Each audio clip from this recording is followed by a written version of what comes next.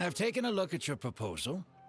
It's much better than the ones you showed me before, but I'd still like to make some changes. Oh, come on, not again. Isn't this the 6th proposal I've shown you? What's your issue this time?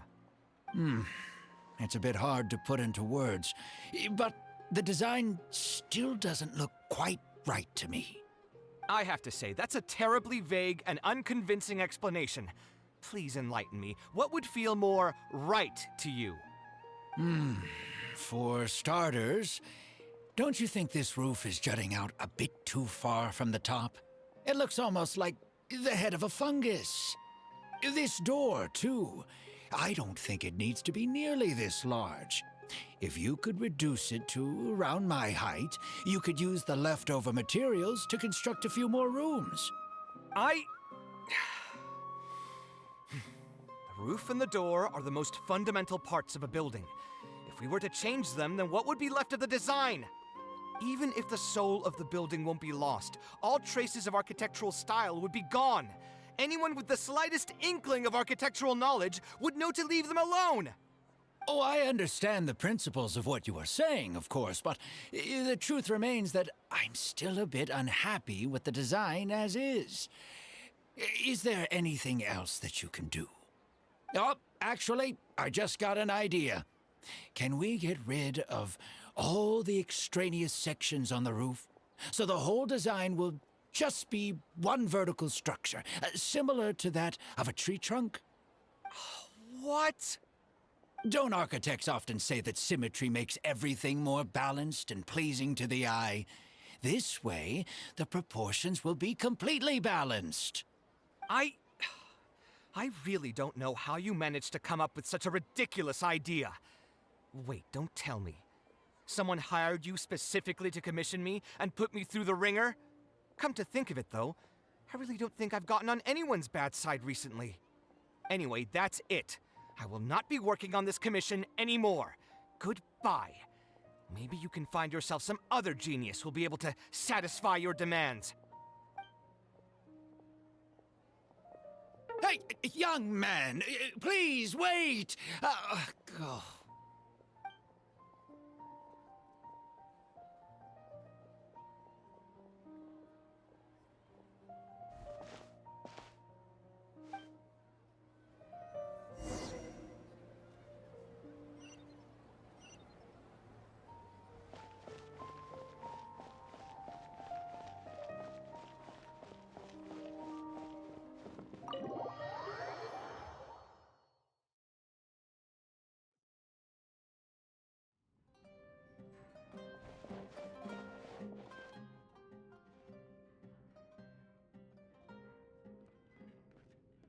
Taking this commission was truly the worst decision ever. Oh, hey, I wasn't expecting to run into you here. Actually, while we're on that, what are you doing here at the tavern? Don't listen to anyone who says that drinking is an elegant pastime. It's no good for your health. So you saw all that, did you? Ugh, I thought I was in the clear. I made sure to double-check that nobody I knew was around. Anyway, thanks for looking out for me. Honestly, it wasn't that big of a deal. I'm used to it by now. Stress is just an inescapable part of being a working adult. Boss, I'll have a glass of wine, same as last time. Do you want something too? I'll put it on my tab. Wine and a glass of juice coming right up. I know you're already keeping a secret from me, but if you could add this one to the list as well, I'd really appreciate it. Arguing with a client is not a good look for me. If word gets out, other potential clients might be afraid to work with me. That guy, though, what was he even going on about? All those ridiculous demands of his? He's just a blabbering fool trying to act like a know-it-all. Another glass, please, boss. I'm not leaving today till someone has to carry me out. You've got it, sir. I gotta say, though, it almost feels like you're saying that every other day now. It really is every other day that you'd run into a client who knows nothing about construction requirements or architectural style. If this was in the past, I'd never have gone through 6 whole drafts trying to accommodate the client's preferences. But perhaps getting used to this just means that I've grown numb to it. I've worked on so many projects since graduation, and none of them have been approved at the first pass. I would spend a lot of time altering my designs, and by the time the clients were finally satisfied, all my passion and enthusiasm would be gone. It feels like I'm straying further and further from my artistic vision with every change I have to make. I suppose, though, that just sticking to your guns and completely disregarding other people's feedback would also not be a good thing. All of this makes for a real paradox, one that particularly crops up in my work, too. In the end, what is the true meaning of art? Should I see it as a divine gift of inspiration from the gods, or an expression of the light of my own wisdom? Here's your drink. How are you already spouting nonsense after just one glass? Your tolerance is usually much better than that. Boss, what do you think is the meaning of art? The meaning of art? Really, my friend, who in Sumeru understands art better than you? Anyway, I don't know about art, but I do know that I'm interested in business, and some patrons are waiting to be served. So, you'll have to excuse me for now. Just holler if you need anything. What do you think, traveler?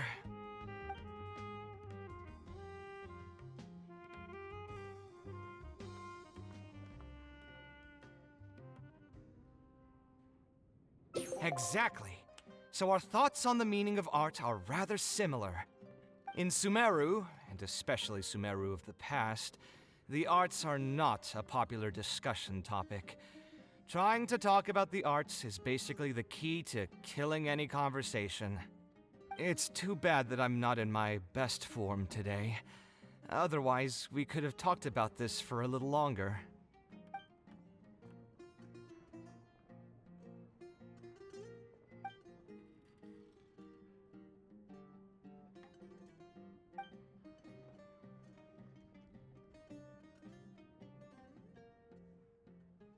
Sounds great to me. I don't even want to think about this project anymore. But what should we do? It's probably not a good idea to just drink until I pass out here.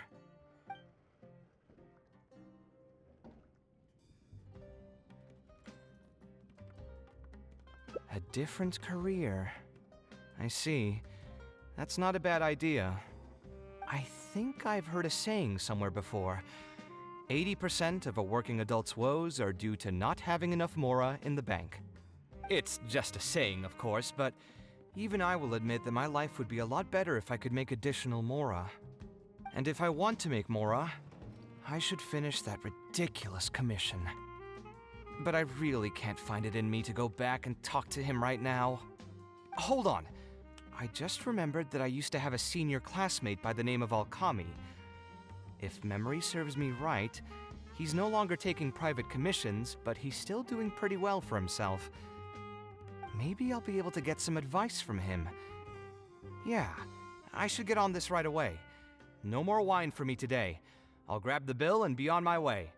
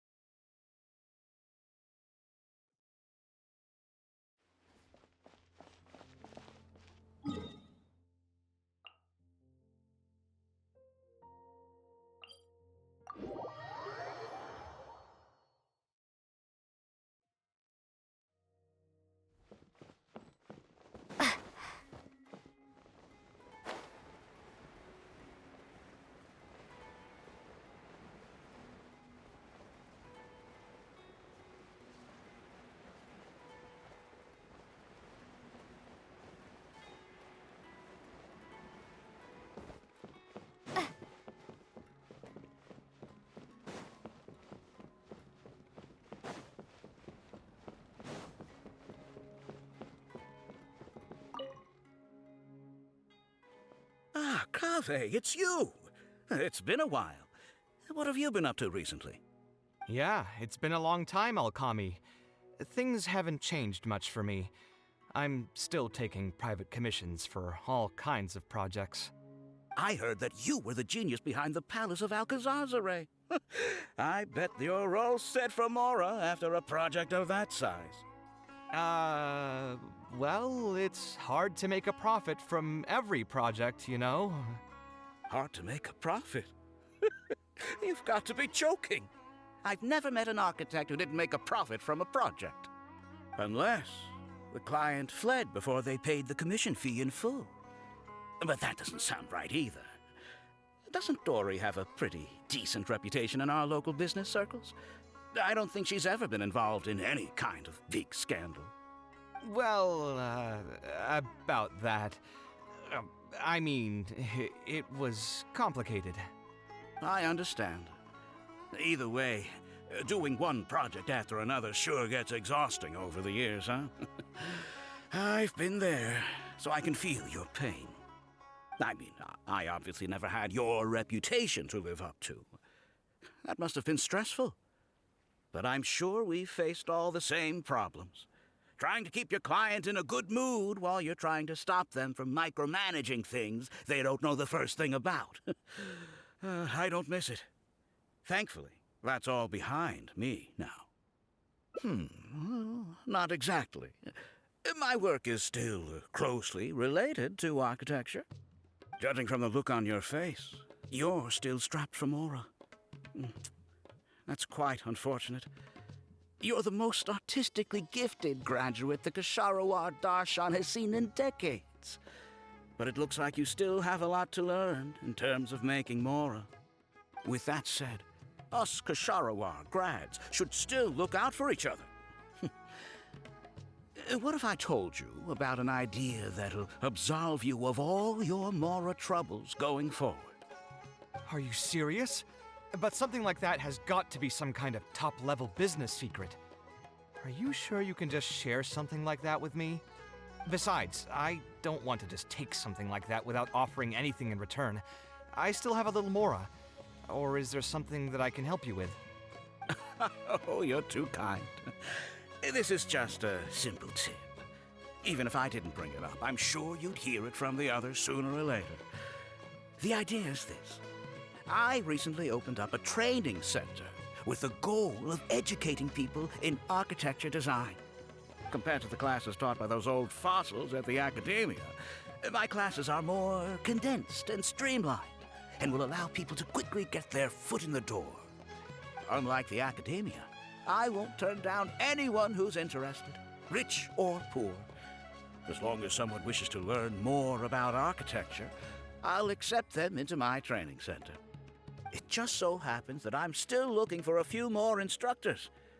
So, what do you say? Interested in coming over to give a few lectures? Regardless of the pay, I can already guarantee that it'll be far more comfortable than working on random people's private commissions. Ah, so you want me to join you as an instructor? That does sound like something I'd be able to do. It sounds like a pretty stable job, too. What do you think, Traveler? Then it's a deal? Yes, it's a deal. Thank you, Alkami. Oh, like I said, there's no need to thank me for this. The lecture room is not far from here, so you can just come straight here tomorrow morning. As for the pay, how about we start at 300,000 Mora per lecture? 300,000? Are you serious? How could you offer so much? It would seem that you're still oblivious to your own economic worth. 300,000 is nothing compared to the prestige of having the Light of Kasharawar as one of my instructors. 300,000 is also just the base rate. Just trust me on this. The longer you stick with me, the more you'll come to understand your true value in the market. I have to go make some preparations now. See you tomorrow. I was never particularly close with Alkami when we were in school. Who would have thought that he'd be so nice and friendly? I've hosted free lectures before, but this would be my first time being hired to lecture for a formal business. 300,000 mora per lecture. Whew. I'm so excited that I'm starting to get nervous. Thanks so much. I think I will be able to relax a bit more with a friend in the audience. Now, what should I talk about tomorrow? Some lessons I've learned over the past few years? I should probably save those for later. For my first lecture, I should start by getting them more interested in the field. All right, let's meet here again tomorrow morning. I should hurry home and create some kind of lesson plan. If I'm going to become an instructor, I should make sure I show up prepared.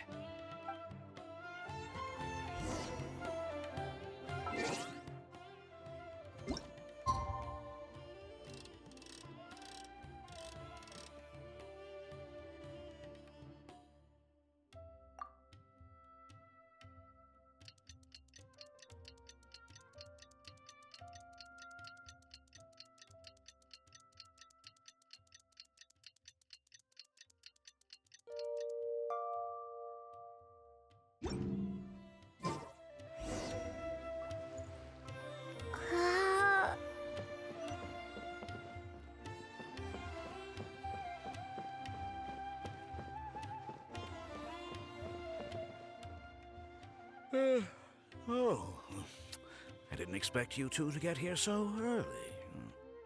I was up last night preparing for the lecture, but I ended up getting so excited that I couldn't fall asleep. Here, I've prepared a lesson plan. Do you want to take a look? Lesson plan? I must commend you for your dedication. But the training center has already developed its own set of teaching materials. Instead of using your own plan, you can just use what we have here. Of course, you're always welcome to work in some of your own content to add some fun and flavor. Sure, be my guest.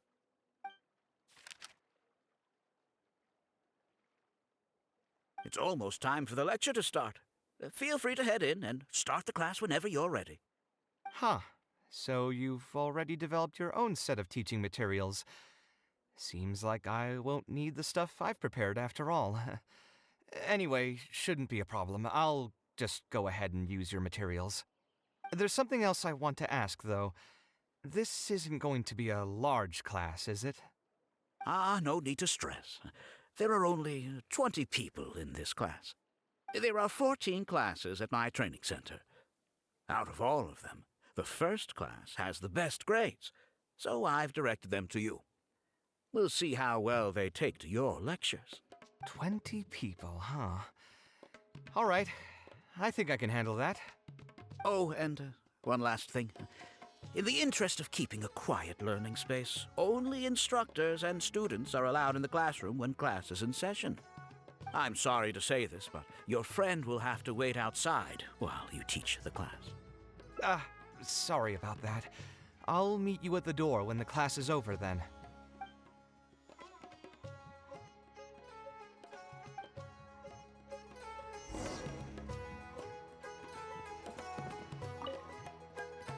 Hey there. Can I help you? Oh, well, Kami. You mean that rich guy who's been making quite the name for himself? Yeah, he commissioned a set of furniture from me a while back. Paid a great deal of mora for it, too. I heard he earned a fortune working as a renowned architect. Now he's opened a training center so others can follow in his footsteps. If the tuition wasn't sky high, I'd enroll my child in a heartbeat. Architecture really sounds like a lucrative profession.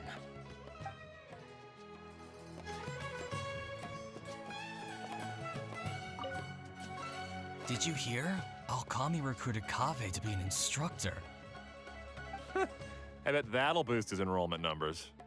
Really makes you jealous, eh?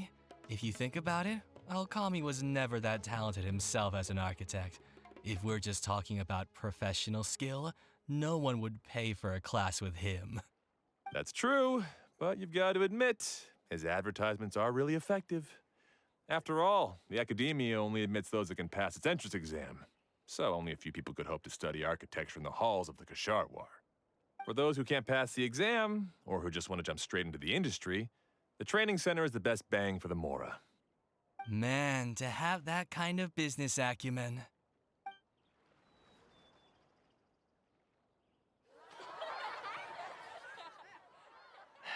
All right, everyone, there's no need to be nervous. Class is over, so we can just chat for a bit. I shouldn't have lost my temper during the lecture. Did I scare anybody? No, you weren't scary at all, Mr. Kaveh.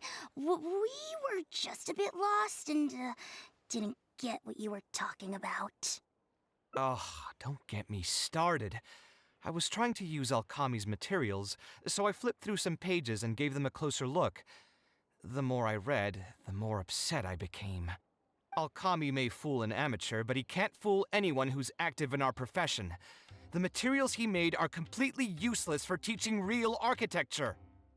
In my opinion, the most important skill of an architect is their ability to craft a design. In other words, they must be able to conceptualize ideas. There are tens of thousands of buildings in the world, as well as a countless number of architectural styles. Some designs emphasize aesthetics, while others prioritize practicality. The architects who can critically evaluate the quality and fit of different designs are those who can come up with great designs of their own. But you won't get any of that from the teaching materials they're using here. All these students are doing in class is rote memorization of existing designs. They are learning nothing about the underlying principles. How can they expect to become real architects? When they're done with this class, all they'll become are dilettantes with a pitiful smattering of architectural knowledge. But Mr. Kaveh, we didn't really understand anything you said after you threw away the materials either. What's the big deal anyway? It's not like we're looking to make some works of art. We just want to make some Mora. You're studying architecture to make Mora? Yeah. Why else would we be studying here?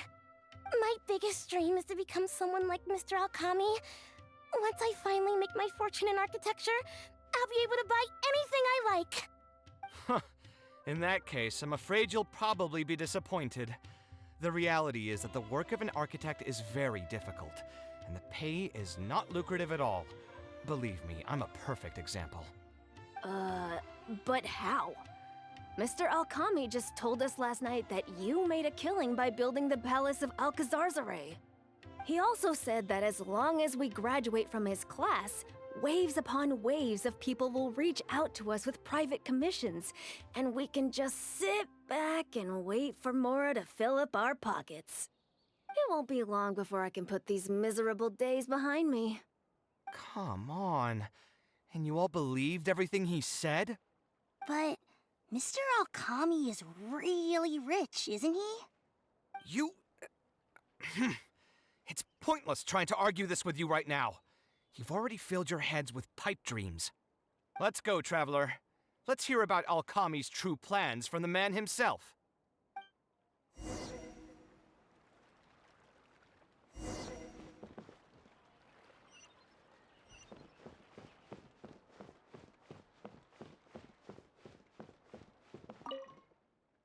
What's wrong, Kaveh? You look quite flustered. Did one of my students offend you? Were the students not astute enough for your liking? I must implore you to go a bit easier on them. After all, they're nothing like the genius scholars you're used to dealing with at the academia. We don't need to strive for perfect understanding. As long as some knowledge has been passed on, that's good enough. Yeah, I'm mad at them. But I'm even more upset that you're scamming people under the guise of teaching them about architecture. The students are all here hoping for a quick way to make money, but we both know that an architect's life is hard and exhausting. Just a little while ago, I was toiling over the 6th draft of a design for a client. If your client is unhappy, you can't break ground, and the longer a project goes, the longer it takes for you to get paid in full. What's worse, if your client disappears in the middle of a project, good luck getting anything from them ever again. You know all of this just as well as I do. Why lie to them? Look, Kaveh, you may be the light of Ksharawar, but like I said, you still have a lot to learn about making Mora. You may deny it all you want, but it's a fact that in today's Sumeru, architecture is a terrible profession. Our clients care very little for the effort we pour into our designs. Instead of appreciating us, they spend all their time nitpicking details and demanding changes, often forcing all kinds of ridiculous ideas onto us. I suppose that's more or less true. Go on. Why should we cling on to a profession that's difficult and unrewarding? If the field is dying, then a person who still wants to make a good living will just have to change their strategy. If it's near impossible to make money as an architect, then why not just establish a training center and train other people to become architects in our stead? Wait, how does that make any sense? Aren't you just leading them into the same trap? We are already stuck, my friend. The more people we can lead into this pit and stack as padding beneath our feet, the more comfortable our lives will be. That's right. Making money as an architect is a slow and agonizing process. In comparison, earning tuition from a training center is far easier. None of the students will ever know, however. In their eyes, all of my income was earned during my years as an architect. It's easy for them to fall for my promise. After all, everyone wants to live the dream of being the person who can spend millions without batting an eye. The more students I get, the more money I earn. And the more real that dream becomes. And then what? Once they graduate, they'll still find out the truth about architecture and struggle to stay afloat amid all the problems we already talked about. When that happens, your facade will pop like a soap bubble. No one will believe you anymore. But that's just one way to look at the problem. No two people have the same amount of talent. Even if they fail to strike gold in the future, you can't say that it's my fault and mine alone. Oh, and also, I never actually promised that they would achieve financial freedom as long as they become architects. All I did was nudge them towards that belief. I'm not even scared if they do come back and stir up trouble. My training center has all the required permits and certifications. Even the Dendro Archon herself couldn't find fault in any part of my business. How can you sleep at night knowing that you're doing all this? Tell me, is your heart carved out of brick and stone? I can't believe that I once saw you as a decent human being. I am beyond disappointed in you. And the same goes to you. How many years has it been since you graduated from the academia?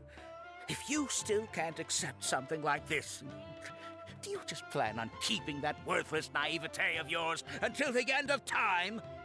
Only fools will see art as revered and sacred.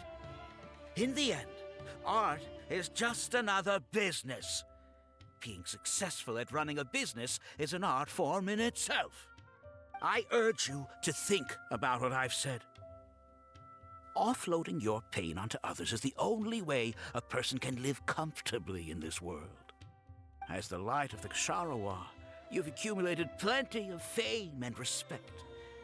It's high time that you use those resources to improve the circumstances of your own life. Think it over, Kaveh. I still believe our collaboration could be very fruitful. I'm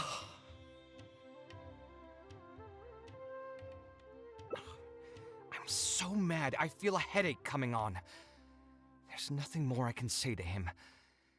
I'll resign from my position as instructor. Of course, I'm sure you've realized that as long as I remained at this center, he would be able to use my name to advertise this place. Even if I just sit back and do nothing, others will be deceived and suffer because of me. He is right about one thing, though. These kinds of training centers are everywhere. And even if the academia was to find out about it, it's unlikely that they would take any real action against it. The most that they could accuse him of is false advertising. And even that would be hard to prove. Oh? Did you notice something else?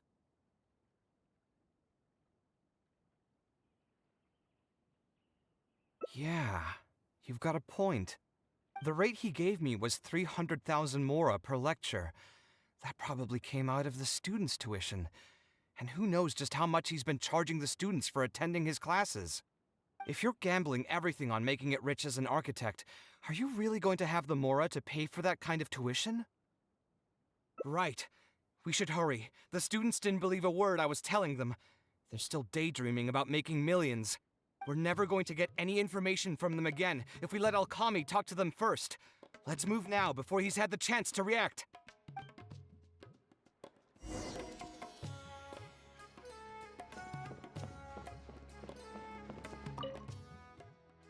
Oh, Mr. Kaveh? What are you doing back here? Class finished a while ago, but you're still here. Why haven't you gone home? I wanted to stay for a little longer. I'm still thinking about everything you taught during the class. Even though a lot of it went right over my head, I still thought the houses you drew were really pretty. Of course they were. All the examples I drew were world-famous landmarks. Each one was the magnum opus of a celebrated architect. It's a good thing that you could recognize them for their beauty. The accumulation of knowledge is the first step to artistic expression. Instead of rote memorization, you should try to relate and to understand, and after that, try to resonate with the work. Resonate? Yes. When I first got into architecture, there were many things about it that I couldn't understand at all. I would find a building to be beautiful, but have no idea what made it so good. And for most people, just being able to admire a building is enough. To become a good architect, however, you must also learn to assess and appraise. Going from admiration to assessment will take a lot of time and specialized knowledge, and I'm afraid that some superficial speed training won't be enough to take you there. Just as I thought. Becoming an architect won't be as easy as Mr. Alkami made it out to be, right? I'm sorry. I'm not trying to crush your dreams. All I want to tell you is that an architect's life is not as carefree and easy as others may make it out to be. I understand. Thank you for telling me the truth, Mr. Kaveh. I think I'll still stay here for the time being, though, since my family still hasn't paid everything off. Paid off what? Sorry, I can't say anything more. Mr. Alkami made it very clear that anyone who talks about it will be kicked out of the class. Don't listen to him. I am the most famous architect in Sumeru. If he kicks you out, then I'll just take you in instead. Really? Why would I pull your leg? I can see you have some talent, so as long as you get your fundamentals down, you should be able to pass the entrance exam and continue your studies at the academia. Then please keep this a secret for me, Mr. Kaveh. Truth be told, my family is not very well off, so we couldn't really afford the tuition for this class. Mr. Alkami was the one who reached out to my parents. He told them that he knew a merchant by the name of Bahar and that we could get a loan from him. He told all the students that once we graduate, people would come flocking to commission us for projects. If everything went well, we'd be able to pay off everything in just a few years, and all the more we make after that would be ours. How much did your family borrow from this merchant? I think it was several million mora. And what was the interest rate? I'm not really sure. My parents were the ones who signed the contract. All I know is that the stack of papers was as thick as a slab of rock. Yeah, I have a bad feeling too. Something about the whole thing feels dastardly familiar. We need to find that merchant to confirm. But if we were to confront him right now, there's no way he'd admit to anything. Good idea. Hey, tell me, do you know where we'd be able to find this merchant? We last saw him on the north shore of Port Ormos. Who knows if he's still in that area, though. Well, it'd still be worth taking a look. Architecture... No. The arts shouldn't be used as bait for a scam. We need to do something before the students' lives are ruined even further.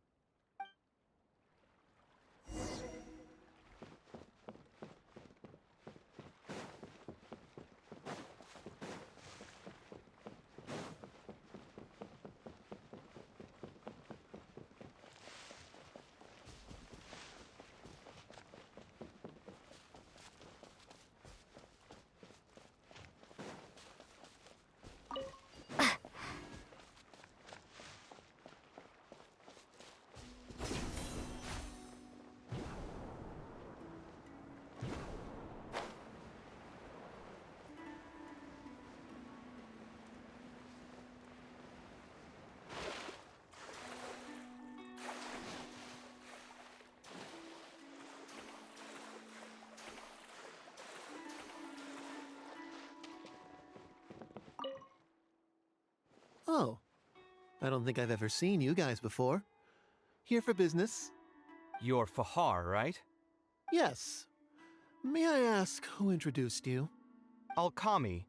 My friend here wants to enroll in his architecture class, but they're a bit short on money. Alkami told us you're the man to go to in this kind of situation. Oh, sounds like his business is booming. How much do you need? Let me see. I'd say around 3 million mora. Oof, you call that a bit short on money? Anyway, since you're here because of Alkami, I can work things out for you. Make sure you sign the contract, though. Lots of people are borrowing money from me nowadays. Ah, here you go. Don't worry, there's nothing particularly unusual about it. All you need to do is pay back the loan in full within 3 years. And what if they won't be able to pay it back? What do you mean, won't be able to pay it back? Once you graduate from Alkami's place, you'll be making millions of mora a year. Easy! At that point, paying this off will be a piece of cake.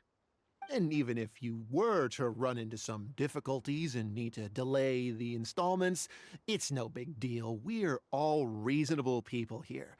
If you can't pay quickly, you can just pay it back over a longer period. All that would change is your interest rates would get a little higher. It's hard work running a business. If we're taking risks to supply you with mora, it's only fair that you take on a bit of the financial risk as well. Anyway, there's no point in tying yourself in knots over the contract. With the way you're reading every single line, it's like you're worried you're about to get scammed out of your whole life savings. Why would I lie to you? Tons of students at Alkami's place have signed the contract. Aren't they all doing pretty well for themselves? I just did some calculations in my head. When you say the interest will get a little higher, do you mean it'll get higher than 30%? Of course, the contract did a great job of trying to obfuscate that fact. It only listed the amount that you'll have to repay every day, which gives the false impression that the amount hasn't actually increased by all that much. If you actually do the math, however, it's clear that the amount you need to pay on interest alone will amount to hundreds of thousands of mora per year. Most people can't even make that much mora in a year. Your greed really knows no bounds. Even my creditor doesn't dare to raise rates that high. Once a family's signed on to a scheme like this, there's no getting out. What are you trying to say, huh? I figured something was off when two well-dressed people came looking for a loan. Think you got the better of me? Too many people are sticking their noses where they don't belong these days. Luckily for me, though, this is a pretty secluded spot. Hey, come out and teach these guys a lesson! Eremites? I've already fought off more than my fair share of them when I was working in the desert. There are only a few of them, so they shouldn't pose much of a threat. Marak, you're up! That's close enough. Sight clear! Let's dance. Scanning!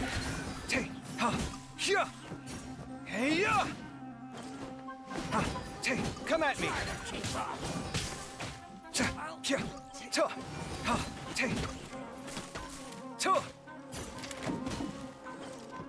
Sight clear! Ha!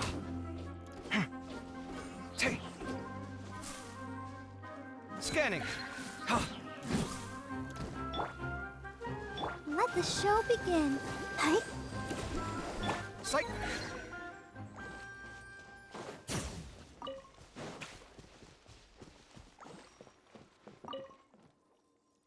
Oh, I don't think I've ever seen you guys before. Here for business? You're Fahar, right? Yes. Alkami. My friend here. Oh, Let me... oof. You call that a... And what if they... What do you mean? And even if it's hard work. Anyway, I just did some... Of course, the If you even my credit... what are you trying to say, huh? Too many people... There are only a few... That's following orders.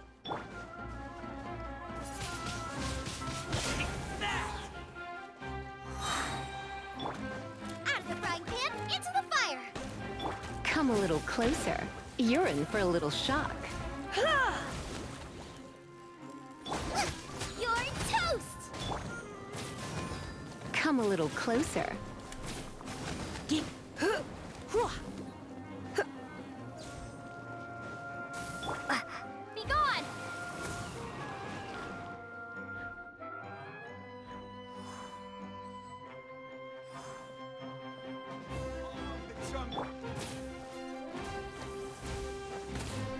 You're in for a little shock.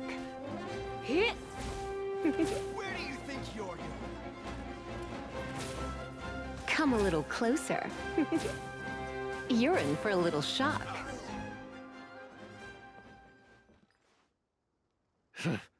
Who are you and what do you want? I don't think we've done anything to hurt or offend you. So why go this far to destroy my livelihood?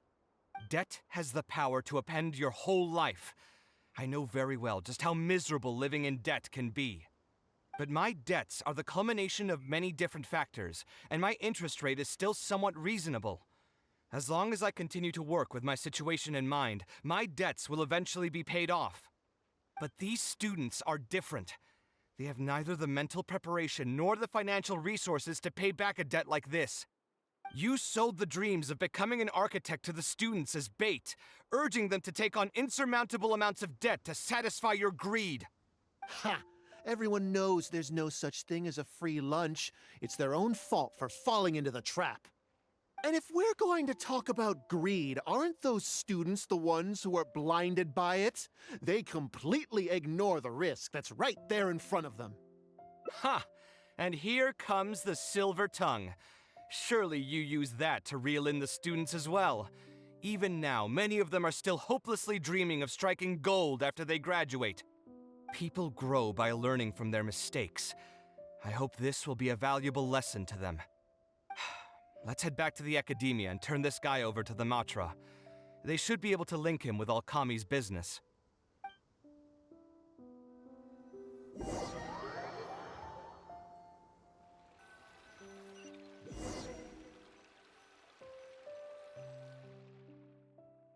Sino? Didn't think I would run into you here. My vacation just ended not too long ago, so I'm going over some cases at the academia. Who's this? I see. Charging an interest rate over 30% indeed constitutes a crime. As it is highly likely that Alkami is also benefiting from this scheme, the Matra will open an investigation on him as well. The training center will be closed until further notice. Any funds we manage to recover from the suspects will be returned to the students. It's unclear how much we'll be able to get back, however, given their extravagant spending. That should still be enough. Once the students realize the error of their ways, they won't fall so easily for such traps in the future. Anyway, thank you for your help. I hope this won't be too much trouble for you. It's no trouble. Just another day at work. How did you two get tangled up in this anyway? Did you accept any mora from him?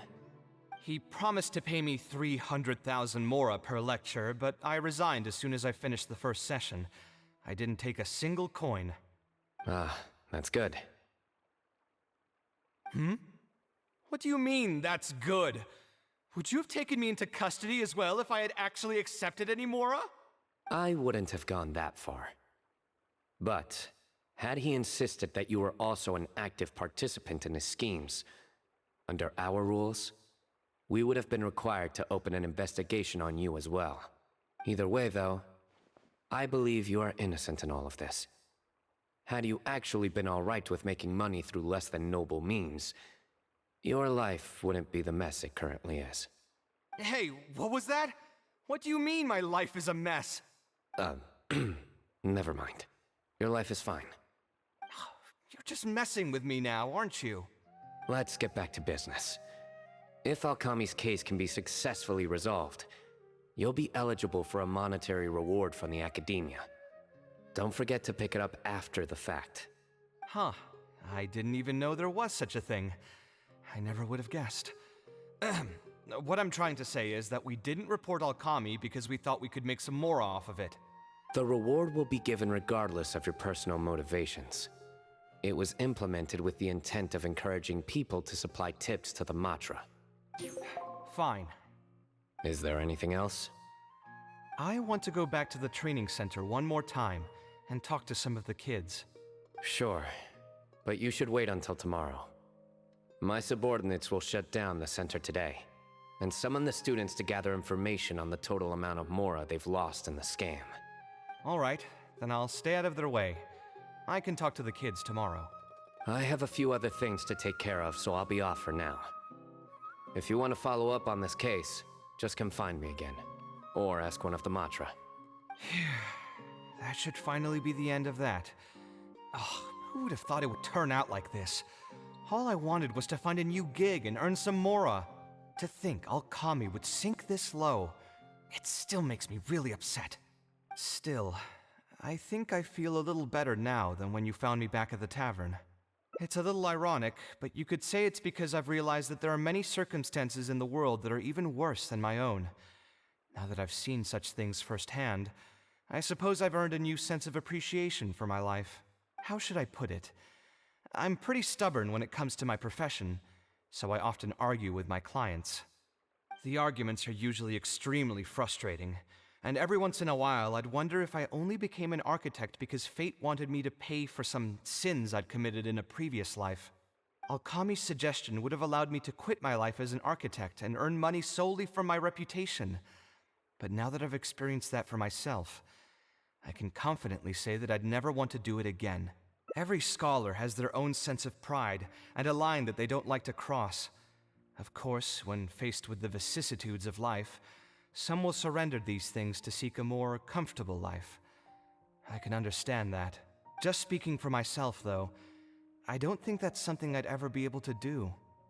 The voice in my heart would just keep repeating one thing. The moment I turn away from my dreams would be the moment my career ends.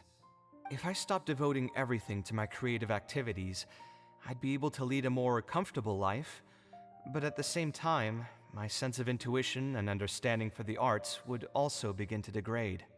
At that point, any materialistic ease I may have gained in life would just become another form of torment. In comparison, my current life comes with its share of difficulties, but at least I'd never have to deal with that kind of existential reckoning. I appreciate it. You may call me conceited for this, but I would also like to think I'm talented enough to be able to lead a decent life without compromising my pride. It's certainly not easy, but I want to keep at it. My thanks again for being such a great help throughout all of this.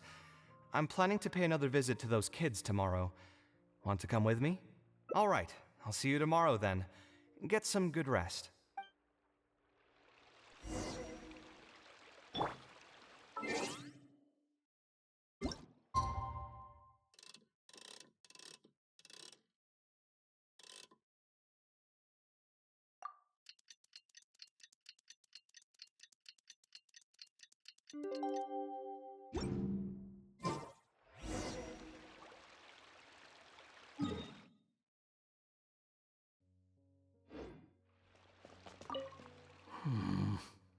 The people from the academia say they haven't seen you in a while.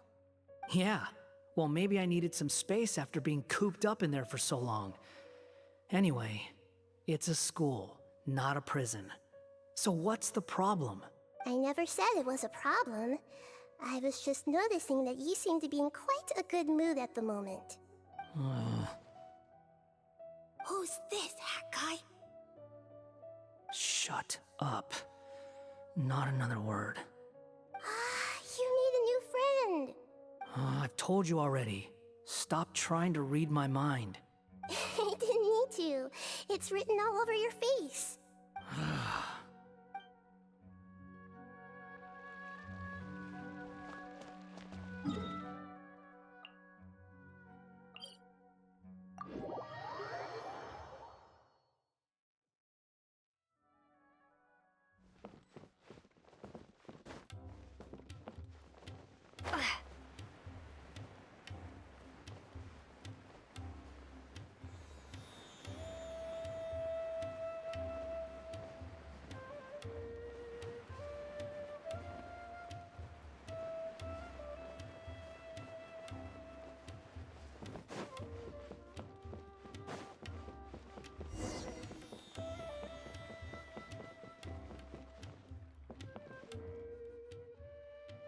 Never would have guessed Mr. Alkami was a scammer. The training center has been shut down, and the Matra have promised to return some of our tuition. But we've already spent so much time on this class. What should we do next? Mr. Kaveh said we can keep working on our fundamentals and try to get into the academia. Ha! Easier said than done. If it was easier to get into the academia, none of us would have signed up for the class in the first place. Only the best of the best can get into the academia studying on their own. Mr. Kaveh might be willing to teach us. Why? What reason does he have to stick around? So, you're the only ones that showed up today, huh? Huh? Kaveh's here! Now, that's Mr. Kaveh to you. I'm here as your instructor, so let's keep things a little more proper. I'll keep instructing you for a while longer. You can pass on the message to the other students. As long as someone wants to come, they can join the class.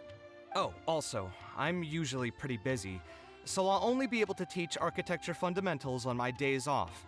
Another disclaimer, I can't promise that you'll all be able to understand everything I'm going to teach. Architecture is not an easy profession.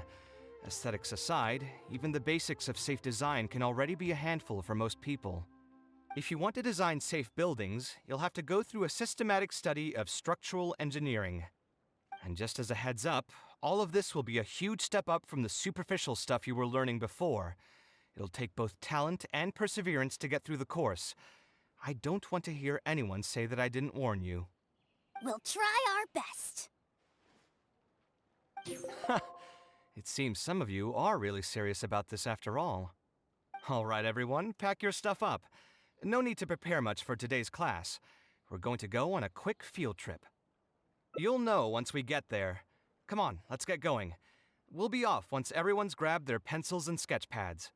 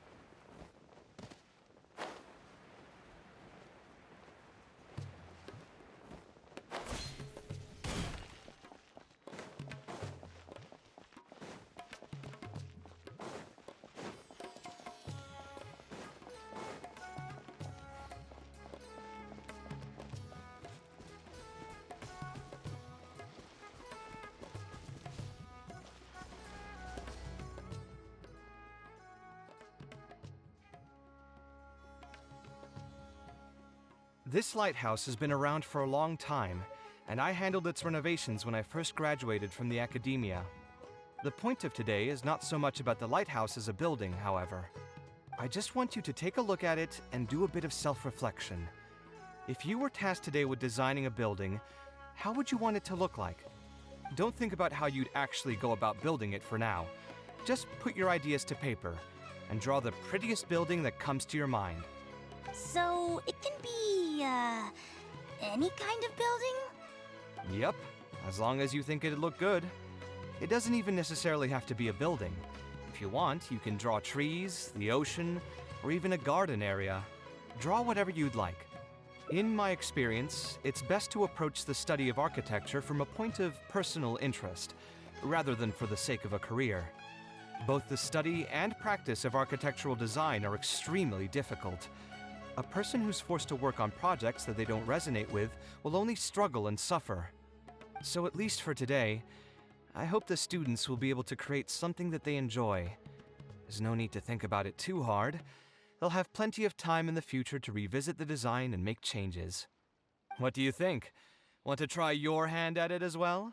Don't forget that this is a free class from Mr. Kaveh, the Light of the Kasharawar. On a normal day, this would cost you 300,000 mora.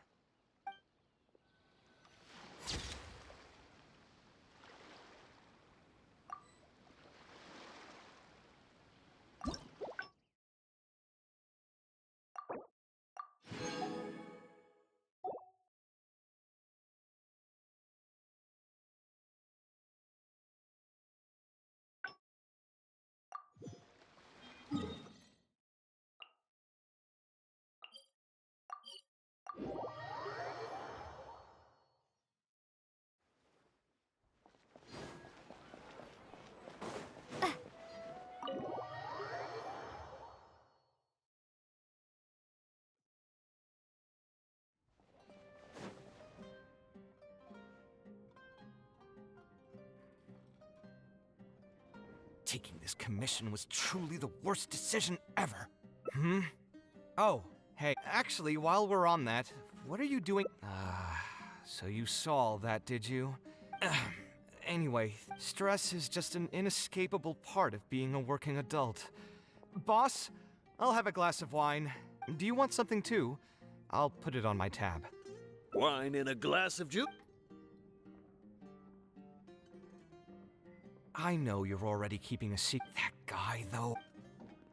Another glass, please, You've got it, sir. It really is every other day that you... But perhaps getting used to this, I would spend a lot of time. I suppose, though, that just all of this makes for a real paradox. Here's your drink.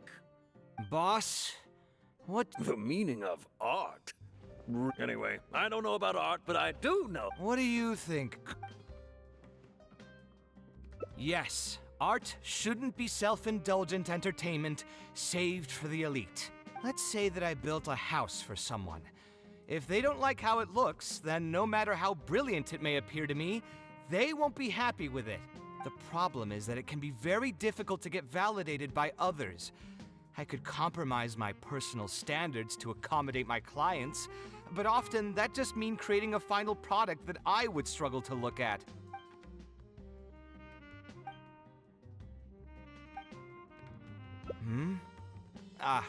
Thanks for offering, but you've seen how he is.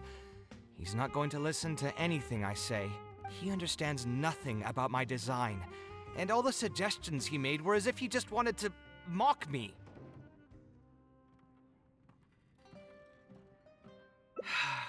You mean, if I managed to get him to see things my way, then this project would also gain recognition from many people? You've got a point. Let's hear him out one more time, then. Time to get going. I know where we'd be able to find the guy. There's no time to waste. The wine can wait until another time. I'll go take care of the bill.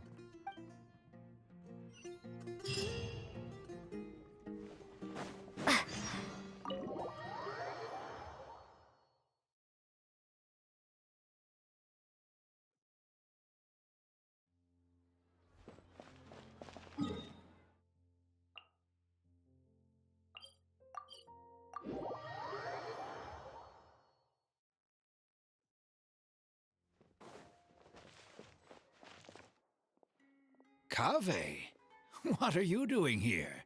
I've changed my mind. I was overreacting earlier. Can we try discussing the project some more? My apologies as well. Now that I think about it, some of my requests were indeed a bit unreasonable. If I choose you to create the design for my project, I should have a bit more faith in your vision. Thank you for understanding. Mutual trust is the basis for good communication. Now that we've got that out of the way, I think we can have a more productive conversation. To be perfectly honest, your commission request has been the most peculiar one I've ever received. Even now, I still know nothing about the building's intended purpose. All I know is that you want to build something in the desert for public use. I am aware that overly specific requests will restrain the architect's artistic freedom. However, knowing nothing about the intended purpose of the building also means I have no idea if I'm on the right track.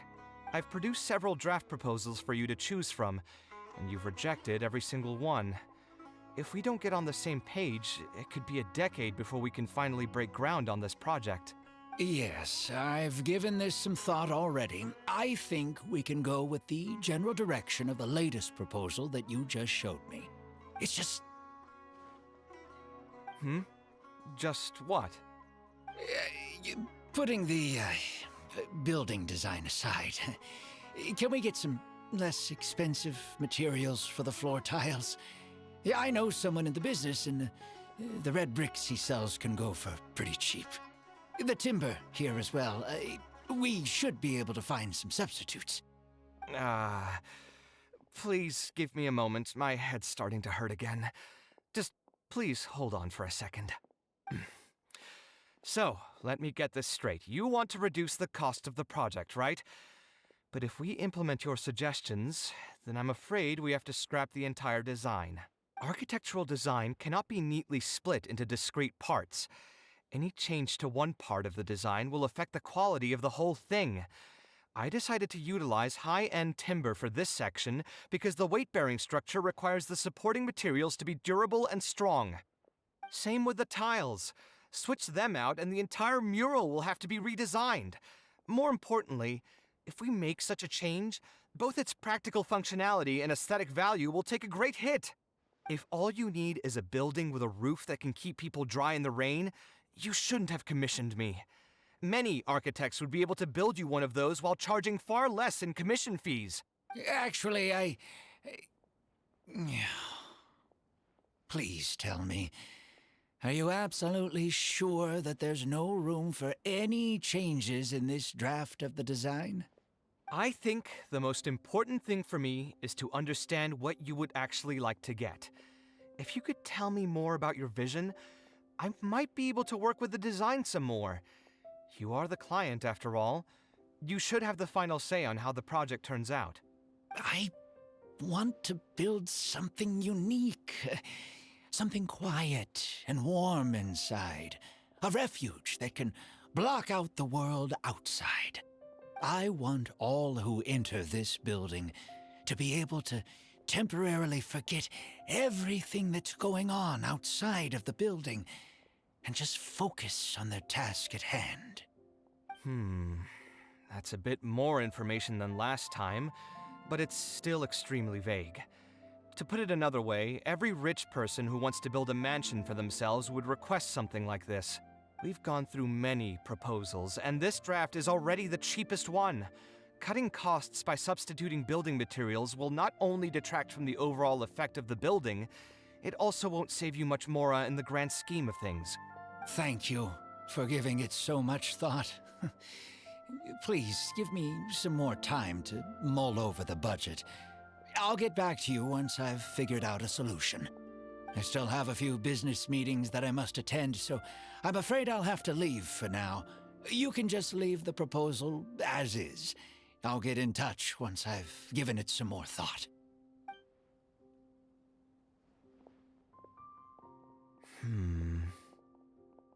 I also have a similar feeling. Is that really okay? I mean, what he does now is none of our business. He does seem really suspicious, though. He dresses like a rich person, but when you talk to him, he hardly sounds the part. That's actually pretty common. Not all rich people are spendthrifts. Many are just, as if not more, stingy than him. The more mora some people have, the more they love interfering with people's lives. Like constantly reminding you to pay back your debts, or hinting every other day that it's time for you to pay rent. Actually, now that I think about it, I'm not even sure this person really wants to work on this project with me. Putting his vague requests aside, he's still finding excuses to procrastinate even when we've decided on a plan. Who knows how long construction will take if he keeps delaying things like this? We should find him again and get some clearer answers. The sooner we can break ground on this, the better.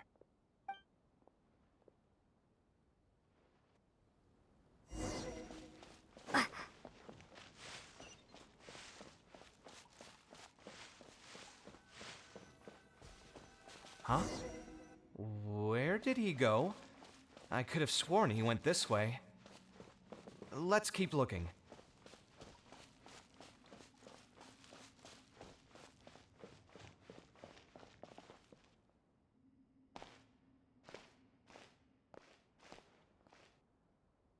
Oh, hey, look! Isn't that Badawi?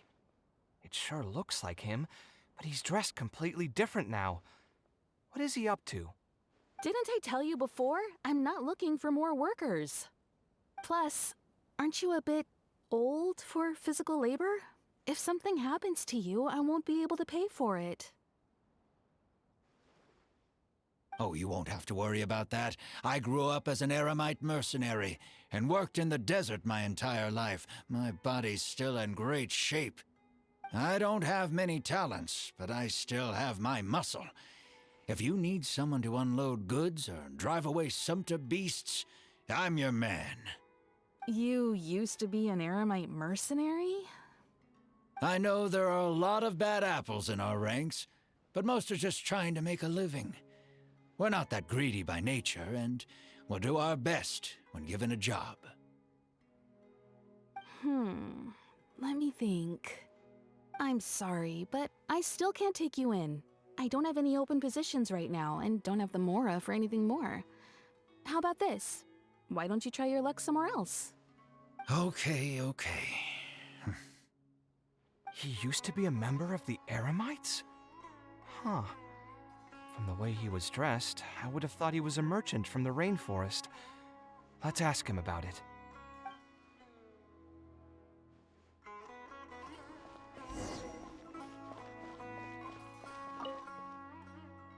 We meet again. Huh? Why are you guys here? That's what we wanted to ask you. Who are you? Why did you dress up like a merchant to talk to me about our project? There's no need for us to continue this project if you still want to keep hiding things from us.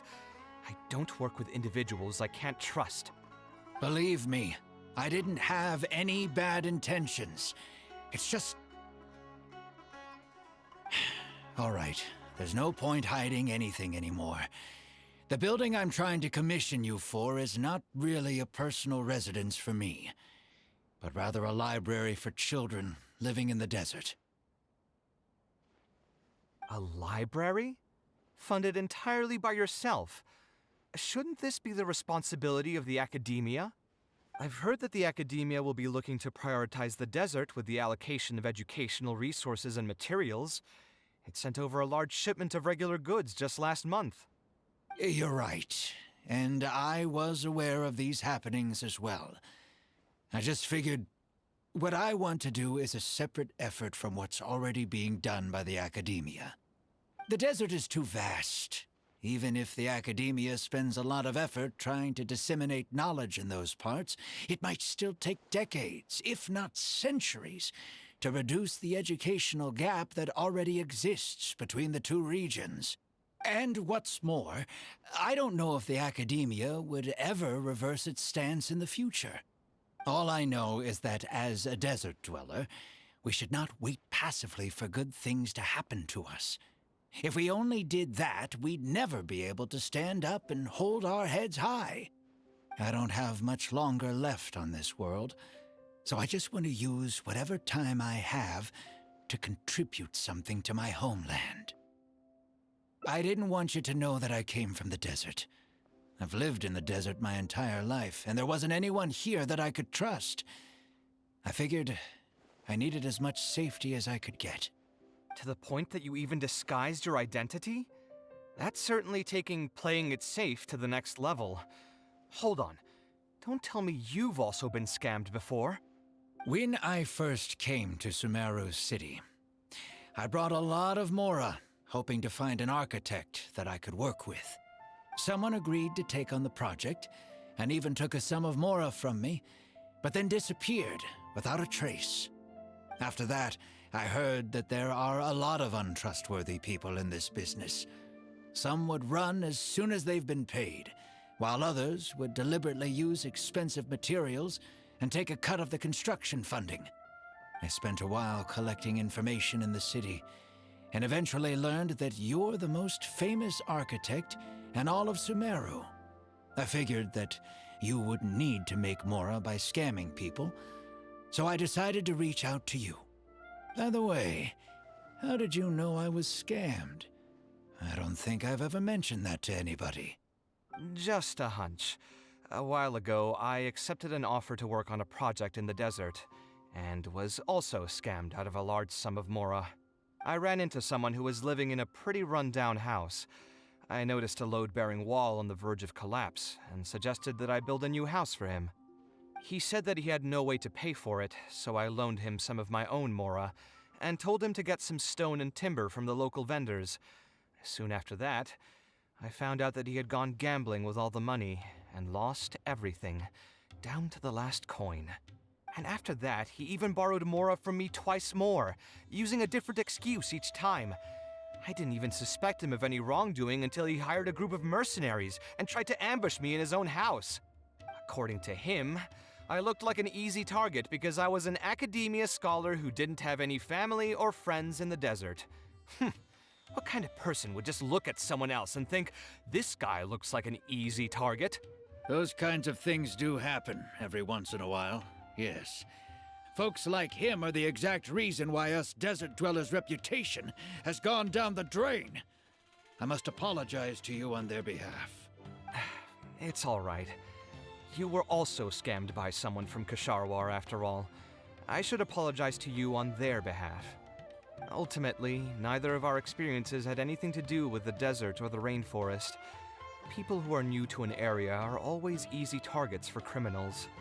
Yeah, you'll find both good and bad people everywhere. I can't understand the logic of those who like to take advantage of others, but I have to accept their existence as a fact of life. Anyway, I digress. Let's return to the topic at hand. Did you keep rejecting my designs because you thought I was deliberately using expensive materials to take a cut as a middleman? That's what I was afraid of initially, yes. I eventually understood that you weren't out to cheat me. But unfortunately, I still don't have nearly enough Mora to pay for the design you proposed. I've done the math and know that we should be able to make it if we cut some corners. However, after our conversations, I can see that you're passionate about your design, and I'm quite fond of the proposal as well. So, I decided to try and see if I can afford your proposal as is. I've been looking for work every day, and in another month, I should be able to cobble together enough Mora to meet the budget. By cobble together, you mean you're going to spend your entire life savings on this project? But then, what will you do if something unexpected comes up, and you find yourself stuck with no emergency fund? To be honest, I haven't really thought about that. I mean, when you've lived to be my age and something happens, you can't really call it unexpected anymore.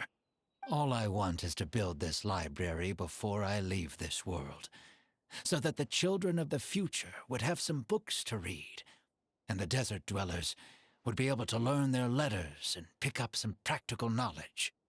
A while ago, I heard that the academia had decided to recruit a number of exceptional children from the desert. Of course, this is welcomed news. But as someone who's spent their entire life in the desert, I still have a few concerns. I know the desert life and can predict what the problems will be. Many children from the desert have had neither the interest nor the proper environment to learn. So even if the academia would take them in, once they enter the halls, they might find themselves surrounded by other children who look and act very differently from them. And as a result, they might become socially isolated. Yes, I can imagine that. My father passed away at an early age. Even though I had a good number of friends during my years at the academia, for some time I still sensed many critical looks in my direction. I'm sure a child coming all the way from the desert will have an even harder time. But let's bring this back to the building itself.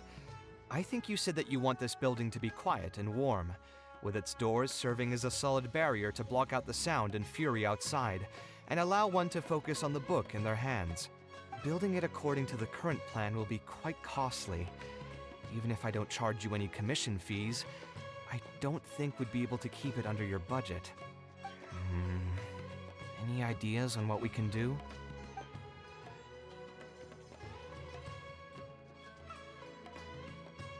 Sponsor the project? You mean convince wealthy merchants to join our cause and pool their money together to build the library? That does make sense. A library is a big project, and it's going to be hard to fund it with just a single person's Mora. What do you think?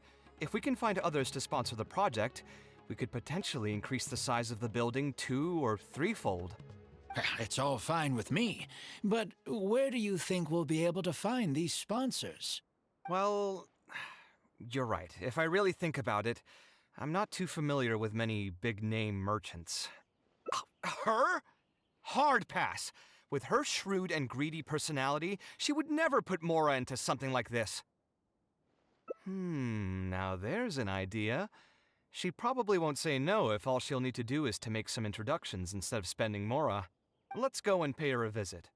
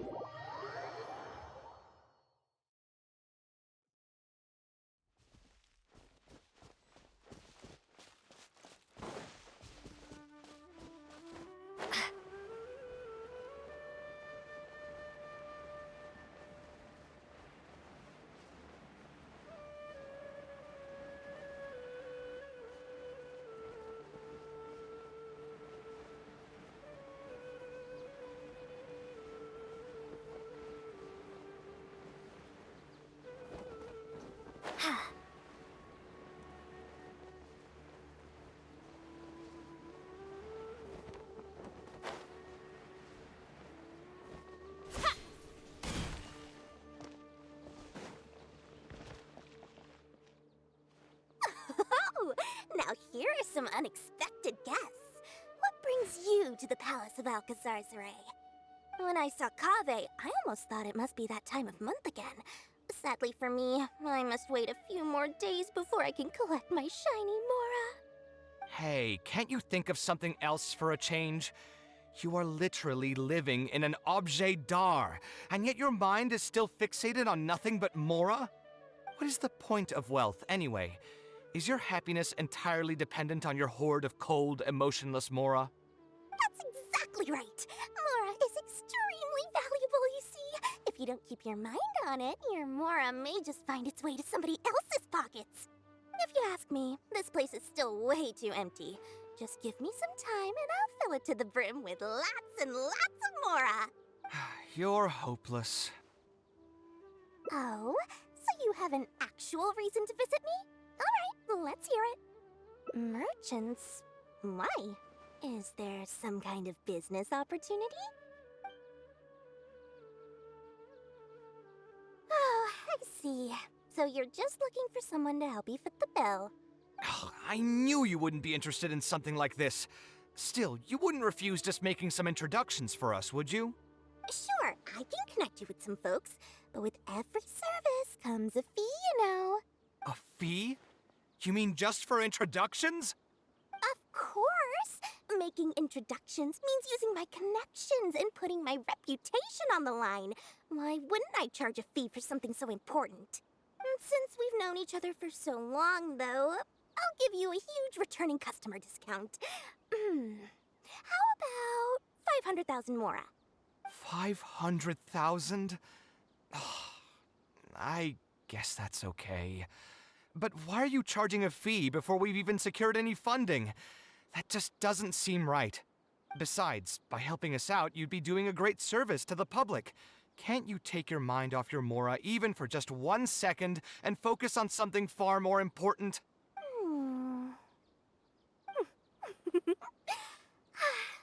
Very well. Since you're so passionate about this project, I'll help you out and waive the introduction fees.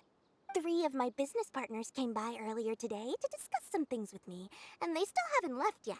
I'll arrange a meeting for you, and just so we're clear, it'll be up to you to present your project and discuss any deals. Thank you so much. You can wait here. I'll bring them over to you. Let me think. Speak with the butler. Where did I put the delivery checklist? Dory gave us a brief introduction about the two of you. You are Kaveh, the renowned architect, and you are the traveler. Practically all of Teyvat has heard of you by now. To be frank, I don't feel like there's an obvious business opportunity here, but since Dory took the time to introduce you, we can spend some time to have a conversation. So, let's hear your idea. All right, here's the situation. I've been commissioned to build a library in the desert, with the intended goal of allowing the desert dwellers to have more access to reading materials. So it's a public welfare project? Correct. Then the commission fees will likely be very low. You should be careful. I'm not too concerned about how much I'll get for the commission fees, actually. I'm fine with doing it for free. I just want to get this project rolling as soon as possible. We're just a little short on funding. So what?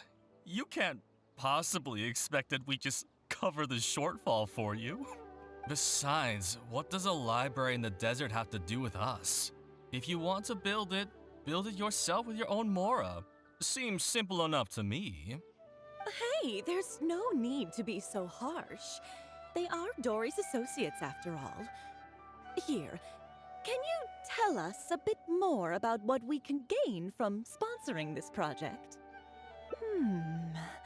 So we'd mostly be doing it for reputation and exposure? There is some value to that. It could make doing business in the desert a bit easier. Well, just speaking for myself, I've got nothing in the desert. I also have a concern. It feels like there's not much to profit from in the short term. But in the long term, the reputation gain also doesn't sound like it'd offset the cost of the sponsorship. Then how about this? What if, instead of building a single library, we commit to an entire complex of buildings dedicated to culture and education? Wouldn't that just cost more? Yes, but in that case... Mr. Kaveh, please tell us what you have in mind. I'll just give an example. If we were to build a library and a school near Aru Village, then the desert dwellers would gradually begin to migrate towards the area. A whole suite of buildings will be able to host more traffic, and thus drive the economic development of the entire area. In turn, that would lead to direct business opportunities. I've been to the desert several times. Although there are still many lingering tensions between the two regions, the amount of interaction has been steadily increasing, and in the long term, the desert will only become more and more important to Sumeru. You do have a point. Education in the desert is indeed an industry that has not been tapped into. If we can be the first to place stakes in the area. And you just believe anything he tells you? Even the greenest amateurs know that urban planning will affect population flow. If you don't believe me, you can ask anyone on the street to confirm it to you. You...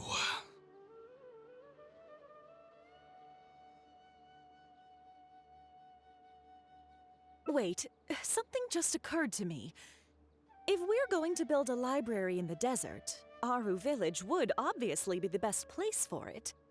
But it seems we're not the only ones with our eyes on the village. I heard a rumor a while back saying a lot of land and buildings in Aru Village have already been secretly purchased by a big-name merchant. What? What? In other words, if we try to join the fray now, there won't be much left for us. If we want to build a suite of buildings focused on education and culture, Aru Village is the prime location. If we want to build it anywhere else, we'll have to deal with a far larger list of problems. It's not impossible, I suppose, but... Then there's no hurry. We can wait for Aru Village to develop more first and get into the market for expansion to other areas. But if you were to do that... Is there nothing else to discuss? Great timing! I pretty much heard all I want to hear. If there are no other urgent matters, I'll be on my way. I'll be off as well. If you have any new ideas, please feel free to reach out. It seems like the others are not interested in funding this, so no point in me doing this on my own. Let's revisit this another time. Hey, guys, wait! Well, what can I say? I guess it went somewhat as expected. They are Dory's friends, after all. As soon as they heard that there's not much more in this for them, they lost all interest. Yeah, it's just another day doing business with people. But I can never get used to that. Those people never think of anyone other than themselves. Looks like we'll have to figure out some other way to get the funding. Let's go. How did the meeting go? Want to talk about it?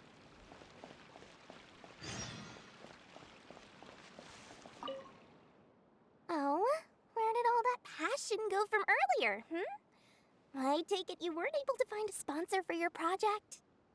Please don't tell me that you're here to mock us. What kind of person do you take me for? Would the kind and generous Lord Sangama Bay really do such a thing?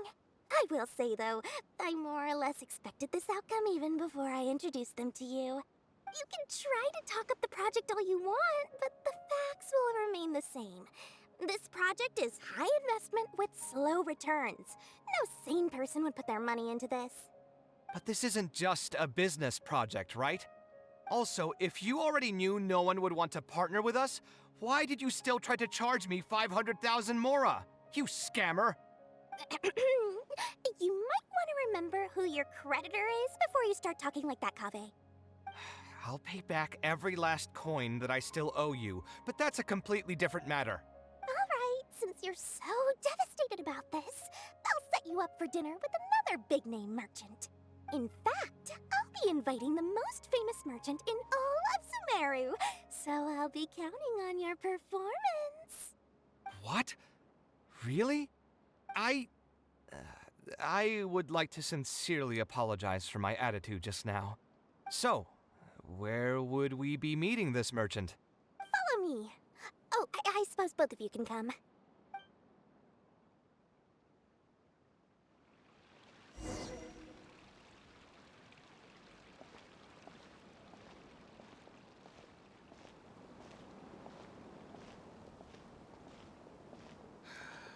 I just wish that some people would actually do their jobs.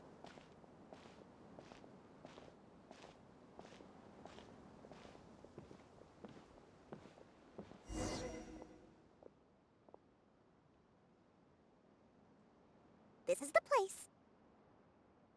You said you're going to introduce us to the most famous merchant in Sumeru. Well, where are they? You still don't get it, huh? The most famous merchant in Sumeru. Huh? So you meant yourself all along?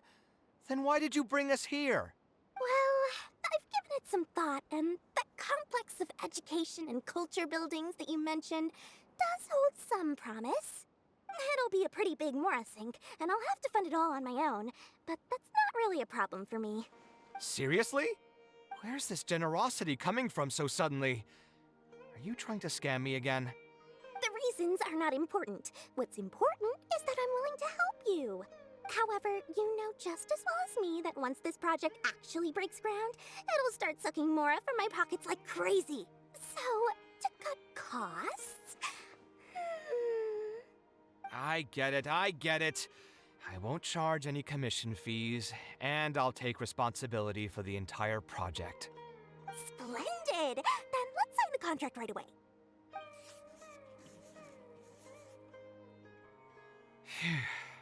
This way, the children of the desert will have some books to read.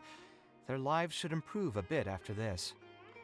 Of course, there are a few things better than using my knowledge to help other people change their fates. I must thank you as well, Dory. I used to say you only cared about Mora, which might have been some prejudice on my part. Sorry for that. I will also try to pay back my debts as soon as possible. Now, let's have a quick discussion. Where would you want the library to be built? That will be the most important building. There's no rush. I'll provide you with a copy of the deed when we get back. You can just use the address on the document to find the lot. Huh? The deed? So hold on a sec. The person who has been buying up everything around Aru Village was you all along? Oh my, did I not tell you about that? Yep, yours truly has been buying up all the land. I must thank you for bringing your ideas to me. Before our conversation, I had no idea what to build on all those lots. So, from my perspective, this has been a great turn of events. I didn't put much in and easily got a lot in return. But what about my commission fees? Huh? Didn't you waive those yourself? I was just gonna say that to cut costs. We mustn't procrastinate and should start construction as soon as possible. But before I could finish my sentence, you volunteered to waive your commission fees and even promised to take responsibility for the whole project from start to finish. I am so touched, really. It's obvious that you used every trick in the book to deceive me. You deliberately paused for a long time while talking about the project and kept glancing at me with that menacing look in your eyes. Huh? You really think so? Well, the contract's already been signed, so there's no point in dwelling on the details. You know what? I'll pay for tonight's dinner. Fine, I'll drop the argument on the commission fees. But since you said you're paying for dinner, I'm going to order the best dishes and booze this place has to offer, and lots of it. Tonight, we're feasting until I've recouped my full commission fees.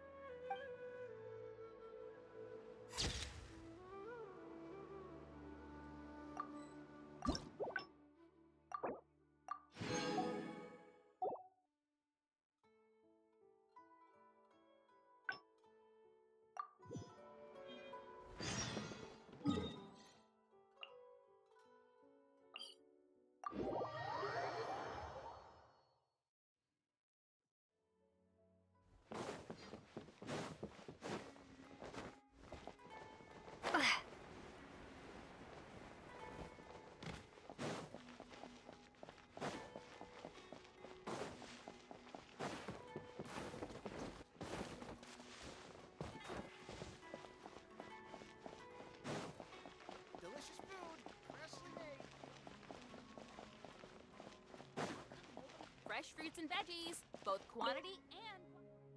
We meet again. Huh? That's what we want. There's no need. Believe me. Or a library? I've heard that the You're right. The desert is too vast. And all I know is I don't have much longer left on this world. So I just want to... I didn't want you to know that I came from... To the point that you... When I first... Someone agreed to take... After that, I spent a while... By the way... Just a hunch. I ran into someone who was... He said that he had no way to... And after that, according to him... Those kinds of things... It's all right. Ultimately, neither of our experiences... Yeah, you'll... Anyway, That's what I was... I've done the math, and no... So?